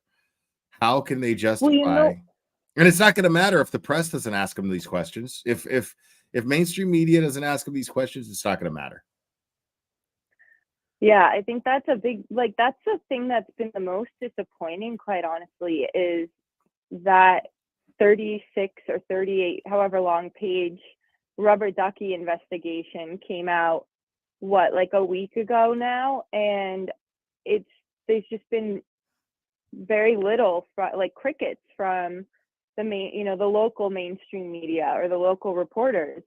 And I mean, that is something that I would be all over that. There's so much information there for them to ask questions about, and there's just been nothing, which is pretty astonishing. I mean, it shows you that I guess people need to pipe up, unlike how Sue thinks they should, and it's amazing. Make some noise. It's amazing because if say Vanity Fair came along and did a real expose on this case, it would blow up. Took all of the facts that we're focused on, that we've been focused on for over a year, right? That all of these facts, and if say just one person who has that stamp on their next to their name of being a reputable published reporter who's been published in major publications such as Vanity Fair or Time or anything like that. If there was this big long expose in there, this case would blow up. But for some reason, people are afraid to do it. But here's the thing, though, is if this expose were to happen, it's a guarantee that it would sell a shit ton of those magazines. Guarantee that it would. The story's too interesting. The story's way too interesting. And all it takes is the right storyteller. And the right storyteller has been here the whole time. They just won't publish him, and they won't acknowledge him or give him credit for his investigations. Oh, yeah. Well, I mean, the thing is, I've been thinking about this for a long time. What is it about this case that has made, because of course this case is so unique and it's such an anomaly in the sense that it's so divisive. I mean, of course, whenever there's any true crime cases or whatever, people have their opinions or, may lean one way or the other. But this case has been notably so divisive, and just the vitriol from people online on Twitter or whatever who oppose people that support Karen Reed or support justice for John and Karen Reed. It's unlike anything I've ever seen before. And I mean, I really think that it ultimately comes down to, and this is not to put any blame or anything, like that on the family, but I think that just imagine how differently things would be if John O'Keefe's family were here fighting for answers and fighting for justice. Because here's the one thing, there would be a vastly different thing going on right really now. Different. Yeah, the whole scenario would be different. Media, the people in the media and the news are scared and afraid to look like the bad guys because they don't want to go against the family. But I mean, the family, I'm not even saying that they can feel they're entitled to their opinions and their feelings, and I'm not saying that they have to be fully leaning free Karen Reed. They can be whatever they want, but I'm just to the point to where ask questions. Right. I'm just to the point, Olivia, where I question what is driving Paul O'Keefe at this point. Because I find it difficult to believe that it's justice for his brother. It's Well, just yeah, his it certainly actions are doesn't not seem. consistent with it, considering all of the evidence that we have, everything that's been made available publicly. I can't help but question that, and I realize I'm going to get shit for that, but I have to question that whether or not Paul O'Keefe's intentions right now are actually focused on justice for his brother. And that's precisely the issue. Is you and I both know, like, saying this or even talking about this, like, you're like, I'm gonna get shit right now, and it's like, that's why I think a lot of people have not wanted to touch this story, or they've, because in order to be objective and to be logical and practical and inquisitive, which any reporter, especially investigative reporter or journalist, is supposed to be, like, there's obvious questions and natural questions and and contradictions in the investigation that you would point out. But, like, if you feel like if you get this onslaught of resistance from all the anonymized troll accounts on Twitter that are like, Karen Reed did it, you can see how that would influence someone not to talk about the case, or it would, intimidate them from talking about it. Yeah. I mean, why aren't we intimidated? I don't feel intimidated, or at least I don't feel influenced by intimidation. So I mean, why doesn't Turtleboy feel intimidated? Why doesn't anybody who is speaking up on behalf of Karen Reed feel feel too intimidated to speak up? You know what I mean? If anything, the people that work for, the bigger companies, the mainstream media companies, should feel more empowered, comparatively speaking, to, like, you or I, who are just independent voices or independent people who are following and reporting on the story. Because, like, we don't have the same backing network and support behind us. But it, like, I guess it just takes, it's weird though, because, like, you could see how it people in mainstream news or mainstream media may feel reluctant to report on it, because it's like, you're going against the man, right? Like, you're going against the system, the government, law enforcement, a DA's office. But at the same time, it's like, are you really? Because the FBI says right. Thing. The FBI. That's what I'm saying. It's like, I feel perfectly confident because I'm like, the FBI is aware of everything. They're perfectly aware of everything. Like, that's why I don't feel worried. Like, I'm not doing anything. FBI literally has no incentive. I'm doing nothing but stating the obvious. That's all I'm doing. Right. Like, that's all you're doing on Twitter. You're stating the obvious. Now, you're a little bit more technical about it, and you have to, unfortunately for people like Plevin, you have to say, this is why this is obvious. And but it's at the same time, like, I mean, I'm reading documents and I'm going, okay, well, here's this, and then here's this. Right now, it's amazing that it's all these months later, Olivia, and now we have these same people involved in Karen Reed's investigation as the Brian Walshe investigation, and we're seeing a night and day difference in the methods applied. Night and day. Oh yeah. Like, on every aspect. Not just one or two here, like everything. Like, they recorded everything. They got warrants for everything. I mean, it's insane. Yeah, well, so I was trying to think of, like, what are some positives or some silver linings from, like, this rubber ducky investigation, or, like, the Brian Walshe investigation, for instance. And because it's like, you know, the rubber ducky, I mean, it's so preposterous and So upsetting, and it's stupid. like easy to laugh at, but it's also really upsetting Yeah. because it's like, what does that mean? Like, you literally could go to Canton, Massachusetts, and if you look at someone the wrong way, who Yeah. happens to be a Where's the cap? quote unquote Right. witness, Where's the cap? Right. Where's the limit? Where's the boundary? Where's the line that you know, the slippery slope. where they can charge you with witness intimidation? What's the Right. I mean, rubber duckies are like the most non-threatening disarming. things ever? Like, Right. right. Like, So, I that's how I became not afraid to take a bath as a kid, because of Ernie with his rubber ducky. Exactly.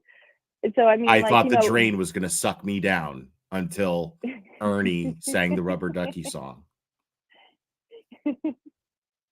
Exactly. I mean, everybody, like, the first thing that everybody thinks of when it comes to rubber duckies is something that's in, like, you know, bath time for babies and toddlers. Like,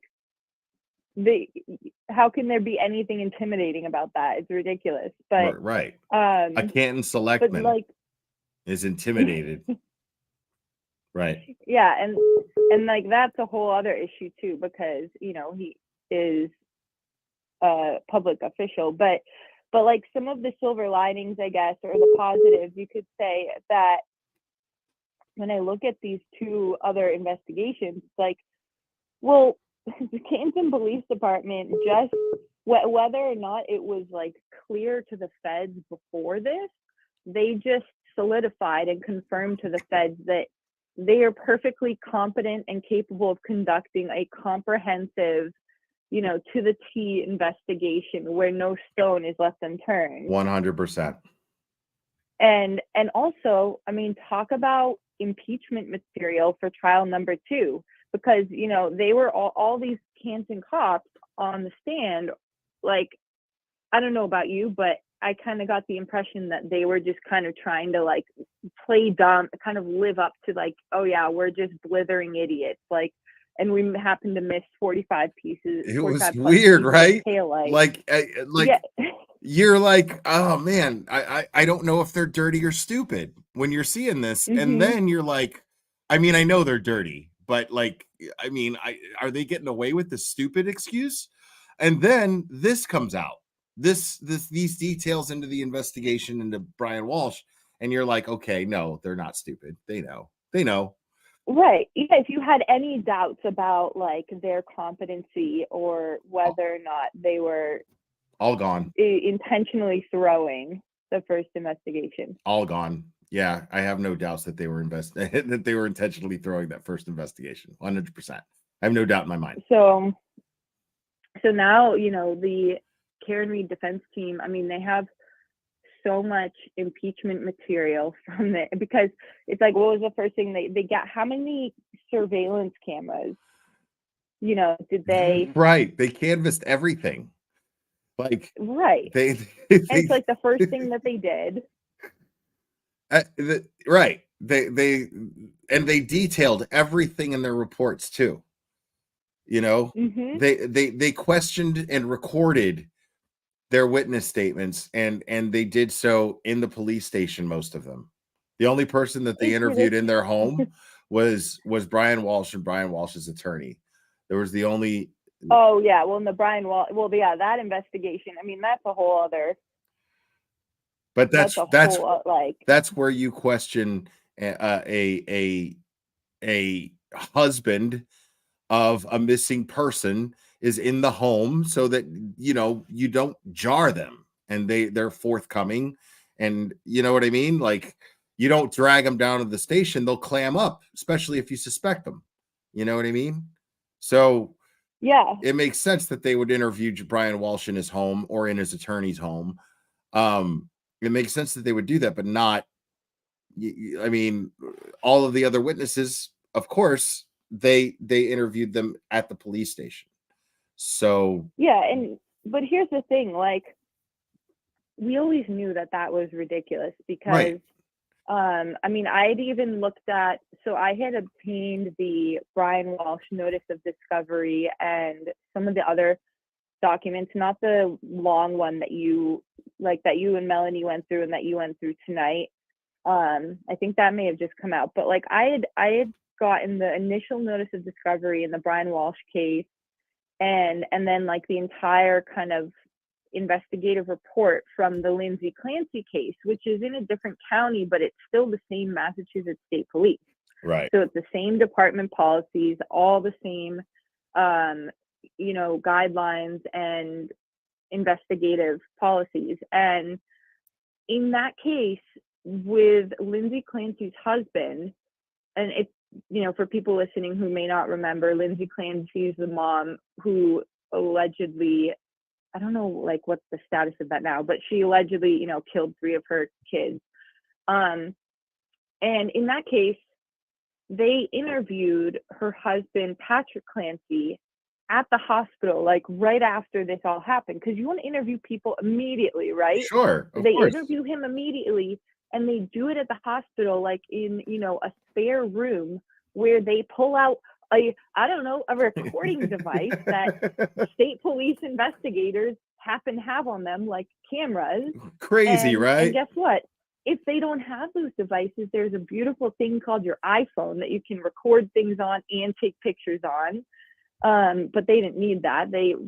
So they recorded the interview at a remote location, at the hospital, which shows you that not only is their policy to record interviews, but that they have the capability to do so. Right. And it also says a lot about the similarities with the lack of discovery and pretrial with Karen Reed and Ken Mello's excuses in Turtleboy's case as well. Oh yeah. So there's because we're seeing in the Brian Walshe case, these things are not an issue. These things are not an issue at all.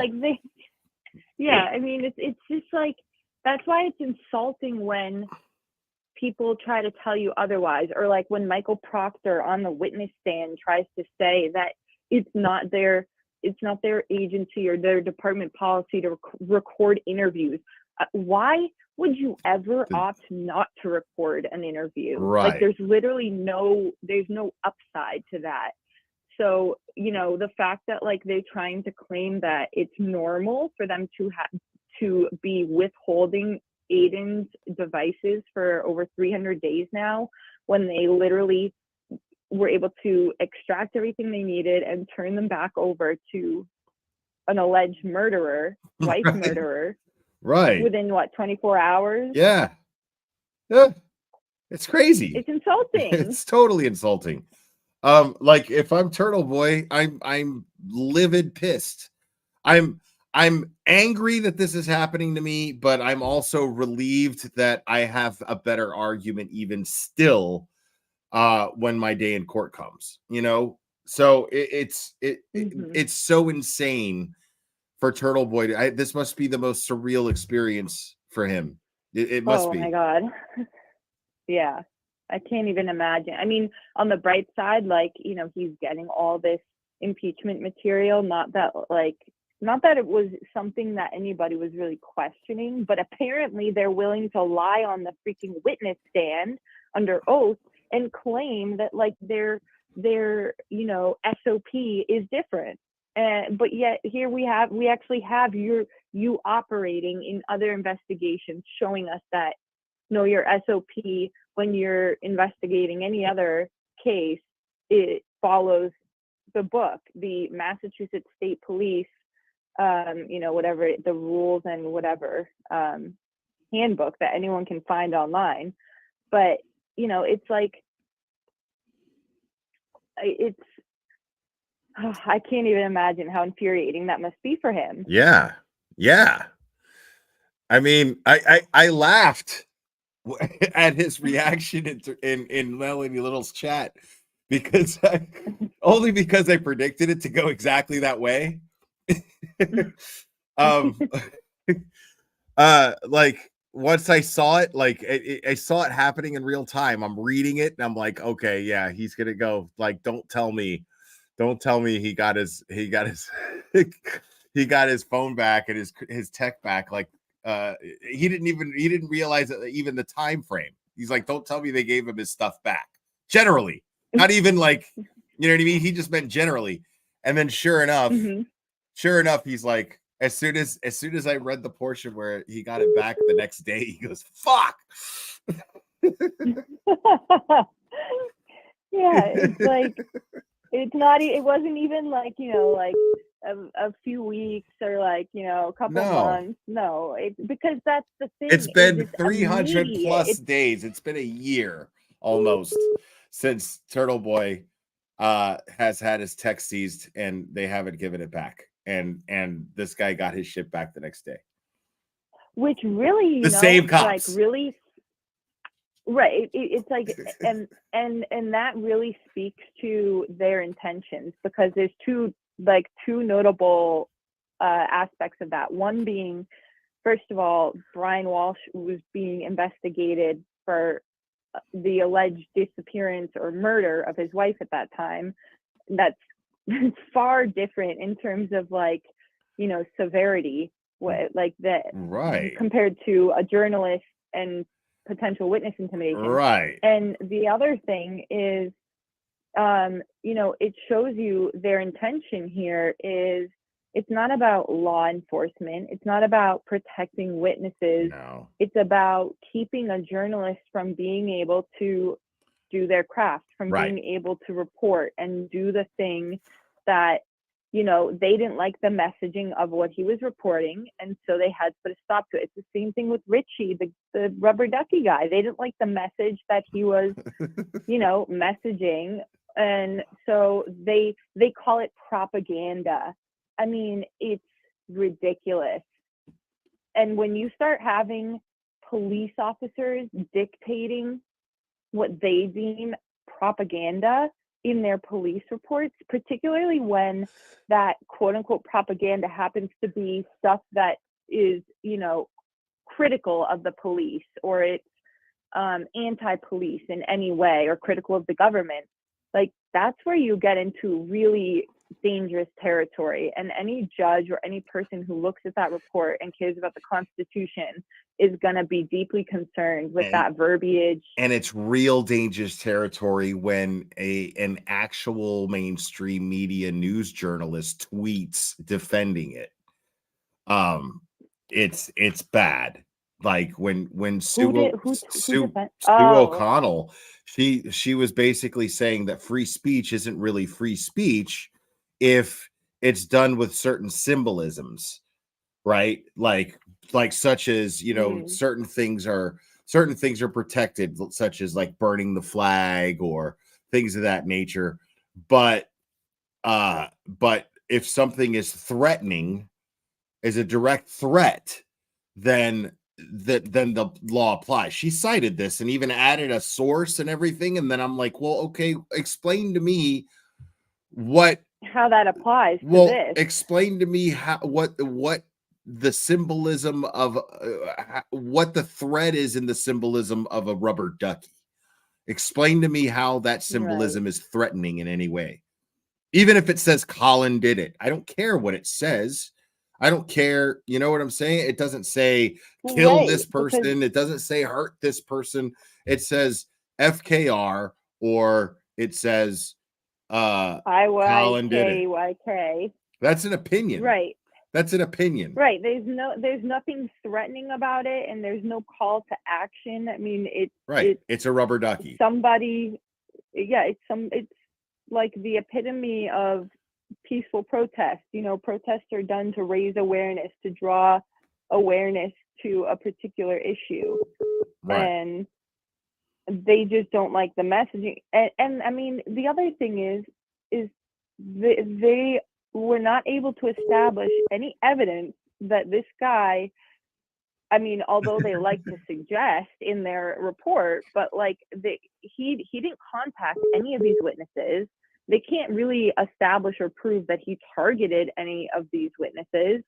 And I mean, even if he did bring rubber duckies and drops them on Michael Proctor's front step or Colin Albert's front step, like, there was more effort put I don't know how. there was more effort put into the rubber ducky investigation than into John O'Keefe's already. Which is deeply disturbing. Extremely disturbing. And what about the major conflict of interest that the Canton Police Department has for even investigating this in the first place? I mean, you know, there's I think Turtleboy spoke about how the Tim Taylor guy or whatever his name is, the one who led this investigation, how he, you know, he may have known or coached Colin Albert at the high school, but aside from that, you have Kevin Albert, who works at the Canton Police Department, who has every incentive to want to quiet people in his own community, his own small community, who are raising attention or awareness that may be critical of his family members in this ongoing case. So that means that it's the same reason why the Canton Police Department had to recuse itself, because Kevin Albert worked there. This police department had no business conducting this investigation. Right. If Colin or Chris Albert were somehow the targets and they're claiming that they're the victims and targets of this, then the Canton Police Department should not have any. There's clearly a conflict of interest there with the fact that Kevin Albert is an employee of the Canton Police Department. So for the same reasons why the Canton Police Department should not have been involved in the Karen Reed investigation, then neither should they be involved in the rubber ducky caper. Mm-hmm. Agreed. Yeah, and I think that's like a huge, you know, and what like impression does that leave with the residents of Canton and like the local community there, who sees this, what seems like a disproportionate, you know, I guess you could say weaponization or just like even application of the police department for those who are related to members of the police department. So like when it's an Albert, you know, they get this top of the line investigation for things that are harmless, negligible, rubber duckies, but yet when people who are notably vocally opposed to the Alberts or, you know, critical of the police department, when they get bleach balloons thrown on their properties, I mean, what kind of investigation is conducted for that? Right. Or, you know, get threatening letters mailed to their house, over a year ago? Or get dead turtles hung at their relatives' homes. Mm-hmm. I mean, right. You know, but and it goes to show. Oh, yeah. It goes to show, like, what does that tell me? What does that tell me? Like, if they're going to if they're going to weaponize the police to investigate for the Alberts, then why wouldn't we think that they would deflect and take focus away from the Alberts when there is suspicion to question them in a case? Right, when there's a dead police officer in their front yard. Exactly. I mean, why wouldn't I think doing it? Right. Why wouldn't I think that? Right. You know, if they're they're putting all this effort towards being a rubber ducky victim, but if there's questions to be asked as to what your involvement could have possibly been in the death of a Boston police officer, then we're not going to ask you questions. We're definitely not going to record it, and we're definitely not going to have you sign a statement. So. Yeah, I mean, like everything about this Stuckey police report just obliterates every argument they tried to make defending their abysmal performance in the John O'Keefe investigation. Like, you know, about not having probable cause to search the house. Give me a fucking break. Like, I'm sorry for swearing, but it's you how many search warrants did you pull in this Ducky case? They didn't even knock on the door. You know, like it's ridiculous. It's crazy. Like, don't give me this. We didn't have probable cause bullshit. You didn't even do a wellness check on everyone. There's somebody dying of suspicious circumstances on the front lawn, and you don't knock on the door to go, hey, I need to check and see if everybody in the house is okay. There's somebody dying here. Turns out he's a cop. So I need to check the house and make sure everybody's okay. Why didn't this happen? And don't you find it suspicious that I'll let you go soon. I know you have so many other callers, but like this is something I've thought about a lot with Jen McCabe's behavior that morning. Don't you find it suspicious that, like, first of all, I mean, it's pretty apparent that she was trying to delay them in the morning, and because there's no reason why you would go back to John O'Keefe's house. Karen Reed just came from there. And if you had any suspicion whatsoever that John could possibly be at Karen Reed's house, guess what? Jen McCabe had the niece's phone number in her phone because she had just called her that morning. So guess what? You call her because she's at the house. That's the beauty of cell phones these days. I'm gonna play devil's advocate on that and say, if you confronted Jen McCabe with this, she's gonna be quick to go, well, I don't think that the kids should have been involved any more than they already were, so I didn't want to call them and involve them Doesn't anymore. matter. If you're in a critical situation where you're below freezing temperatures, if there's any possibility that somebody is outside, you are not prioritizing their potential whereabouts that may be indoors, right? If they're indoors, okay, screw it. That's not your prior. You can always, like, fuck it. Sorry for swearing. I keep swearing. Yeah, This stuff is so. What channel do you think you're on? It's okay.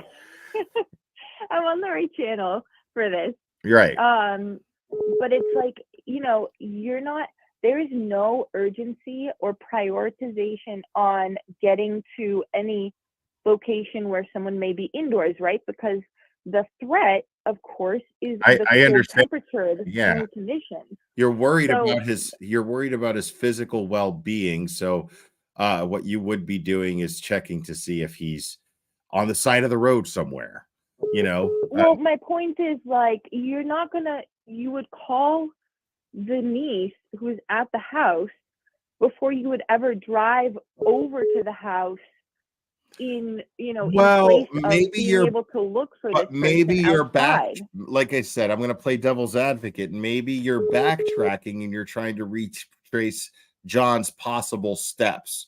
So you're going, okay, so you know what? Why mean? didn't they have Carrie Robert? Why didn't they have one of the cars go to the house and the other continue to drive around looking for him? That's a good point too. Right. Why do you need to bolt two separate cars? Because the beauty of having following cars, each other, or right? the more cars you have, is that you can cover more ground at the same time. Right. So you have Carrie Roberts or someone go back to the house if you're so convinced that he must be there, despite the fact that this person just called you with the niece who also is confirming that he's not at the house. So then my main problem is that after that, when they, why do they consolidate into one car at that point when they're at the house, and Jen is insisting that they go to 34 Fairview, as Carrie Roberts testified? Well, you would only consolidate into one car if you know that your next destination is where that person is going to be found, Jen McCabe. But also, why wasn't Jen McCabe on the phone calling her sister, calling her and the trolls like Brian Albert, the calling trolls, their house phone? The trolls like to say it was Karen that wanted to go back to 34 Fairview. So I see that all the time. I see that bullshit all the time. I see the phony name trolls on Twitter all the time going, well, why did Karen insist on going back to 34 Fairview? So I mean, I don't doubt that Karen wanted to go back to 34 Fairview. In fact, I suspect that she probably asked Jen McCabe. It makes sense for to me. The address. If that was the last place she saw him, I would end up back there too. If I'm looking for the guy who's missing and that's the last place I saw him, I'd end up back there at some point looking for him. Right. If I'm looking for him, I'm going to end up back at some point. Otherwise, I didn't thoroughly look for him, did I? So, well, it's just the most logical place. You go back to the last place. Of course. But here's the thing to understand. The entire narrative that we know from the police reports, from the Commonwealth, and from what the witnesses testified to, that's dictated by Jen McCabe. by Brian Albert, by, you know, Right. Nicole, by that. So even things that they claim Karen Reed said or told them or did, that's being told to you by Jen McCabe. And Jen McCabe also claimed that Karen Reed asked her to Google how long to die from hypothermia in the morning at a time when we have video evidence proving that Karen Reed couldn't have possibly asked her to Google that, because she's nowhere near her, and it's 10 minutes before she ever Googled the thing. So that's just a complete outright lie. Right. But the point is you have to realize that, like, the entire narrative is dictated by witnesses who have evidence incriminating them in this crime, who are very much incentivized to, you know, color their A narrative lie. in a way that's favorable to them Right. and incriminating to Karen Reed. So it's like, why, you know, if you're driving to your brother or your sister's house, right, and it's an emergency situation, You wouldn't be calling so them? like, why wouldn't you be calling? You'd be calling Nicole Albert, Brian Albert, the house phone, Brian Albert Jr.'s phone. Yeah, You like, call everyone's wake your phone asses numbers. up. We've got an issue here. I hate to wake you up. Sorry, but we've got a problem. Well, you would just be calling them because even just off of the premise that, you know, if they answer their phone, which Brian and Nicole Albert both Brian certainly testified to how he sleeps with his phone so that he can answer if his kids are trying to reach him, you know, in the middle of the night or whatever. Right. But apparently at 6:23 a.m. that morning when Jen called him, that was not, you know, in effect because he didn't answer. And Nicole Albert as well, allegedly. But it's like, you know, why wasn't Jen calling all their numbers, blowing up all their phones when they're driving over? Because here's the thing, all they would need to do, if Jen truly didn't know where John was, she'd ask him, you know, have you seen John? Is John at your house? Is he, you know, sleeping on your couch? Is he outside? Because if he's not, then you go somewhere else, Right. presumably. And also, I'm trying to go back to bed. So I'm trying to figure out exactly what happened to this guy. As quickly as possible. Right. Like, not only am I concerned for his safety, I'm also trying to get back to bed. You know what I mean? Yeah, everybody's selfish. I'm right. I'm gonna get on the phone with my relatives because I've got that kind of pull with them. Like, listen, if I gotta be awake, you gotta wake up for a minute. And listen, John's missing. Okay, you haven't seen him. Right. Check and see if he crashed on your couch. Just do it, please. It was a party, for fuck's sake. Because I want to go back to bed. Right. I got this woman freaking out, and I'm trying to go back to bed. And let's say, okay, it's not only suspicious that she didn't call them when they're on the way there, but it's also suspicious that, I don't know, once she arrived there and was outside of their house for like 20 minutes until the ambulance left the scene, because I think the ambulance left the scene like around 6:25-ish. I could be mistaken, but like, let's say it's around that time frame. So she's been outside their house for like, you know, a little bit more than 20 minutes. After she got off the phone with 911, why wasn't she on the phone? Like, well, first of all, why wasn't she going up to the door, banging on the front door? But why wasn't she calling their phones, trying to get them to wake up? You know, if they were sleeping or whatever, wouldn't you then be calling them, being like, hey, get outside right now, like there's an emergency? Yeah, but no, what we got was, are you coming out? That's right. That's what we got. So, and is it also a coincidence that like their house? But she never answered her phone, by the way. Yeah, Nicole Albert never Make answered sure to say that. But like, it's like, also, is it a coincidence that all their house lights turned on exactly a minute after Karen is taken away from the scene? Like, right. I mean, there's all of this. Like, there's literally a recording of Jen McCabe talking to somebody after 911 asking if they're coming outside. Literally a recording of it. And people are like, oh, there's No, that's nothing. What do you mean? Like, and now we're seeing again, we're seeing this. We're seeing how these investigations are actually conducted when they're actually trying to convict somebody. Solve a crime. Right. Right. Unreal. Olivia, thank you so much for calling. I'm gonna wrap this Thank up you and for jump having off. the show. Awesome. Sorry for talking so long. No, I you could call in and talk to me anytime you want. Everybody here loves you. And I love you, and I really appreciate all your insight. Thank you so much. Thank you for everything you're doing. Right on. Thanks for listening. Awesome. All right. You have a good night. Good night, Olivia.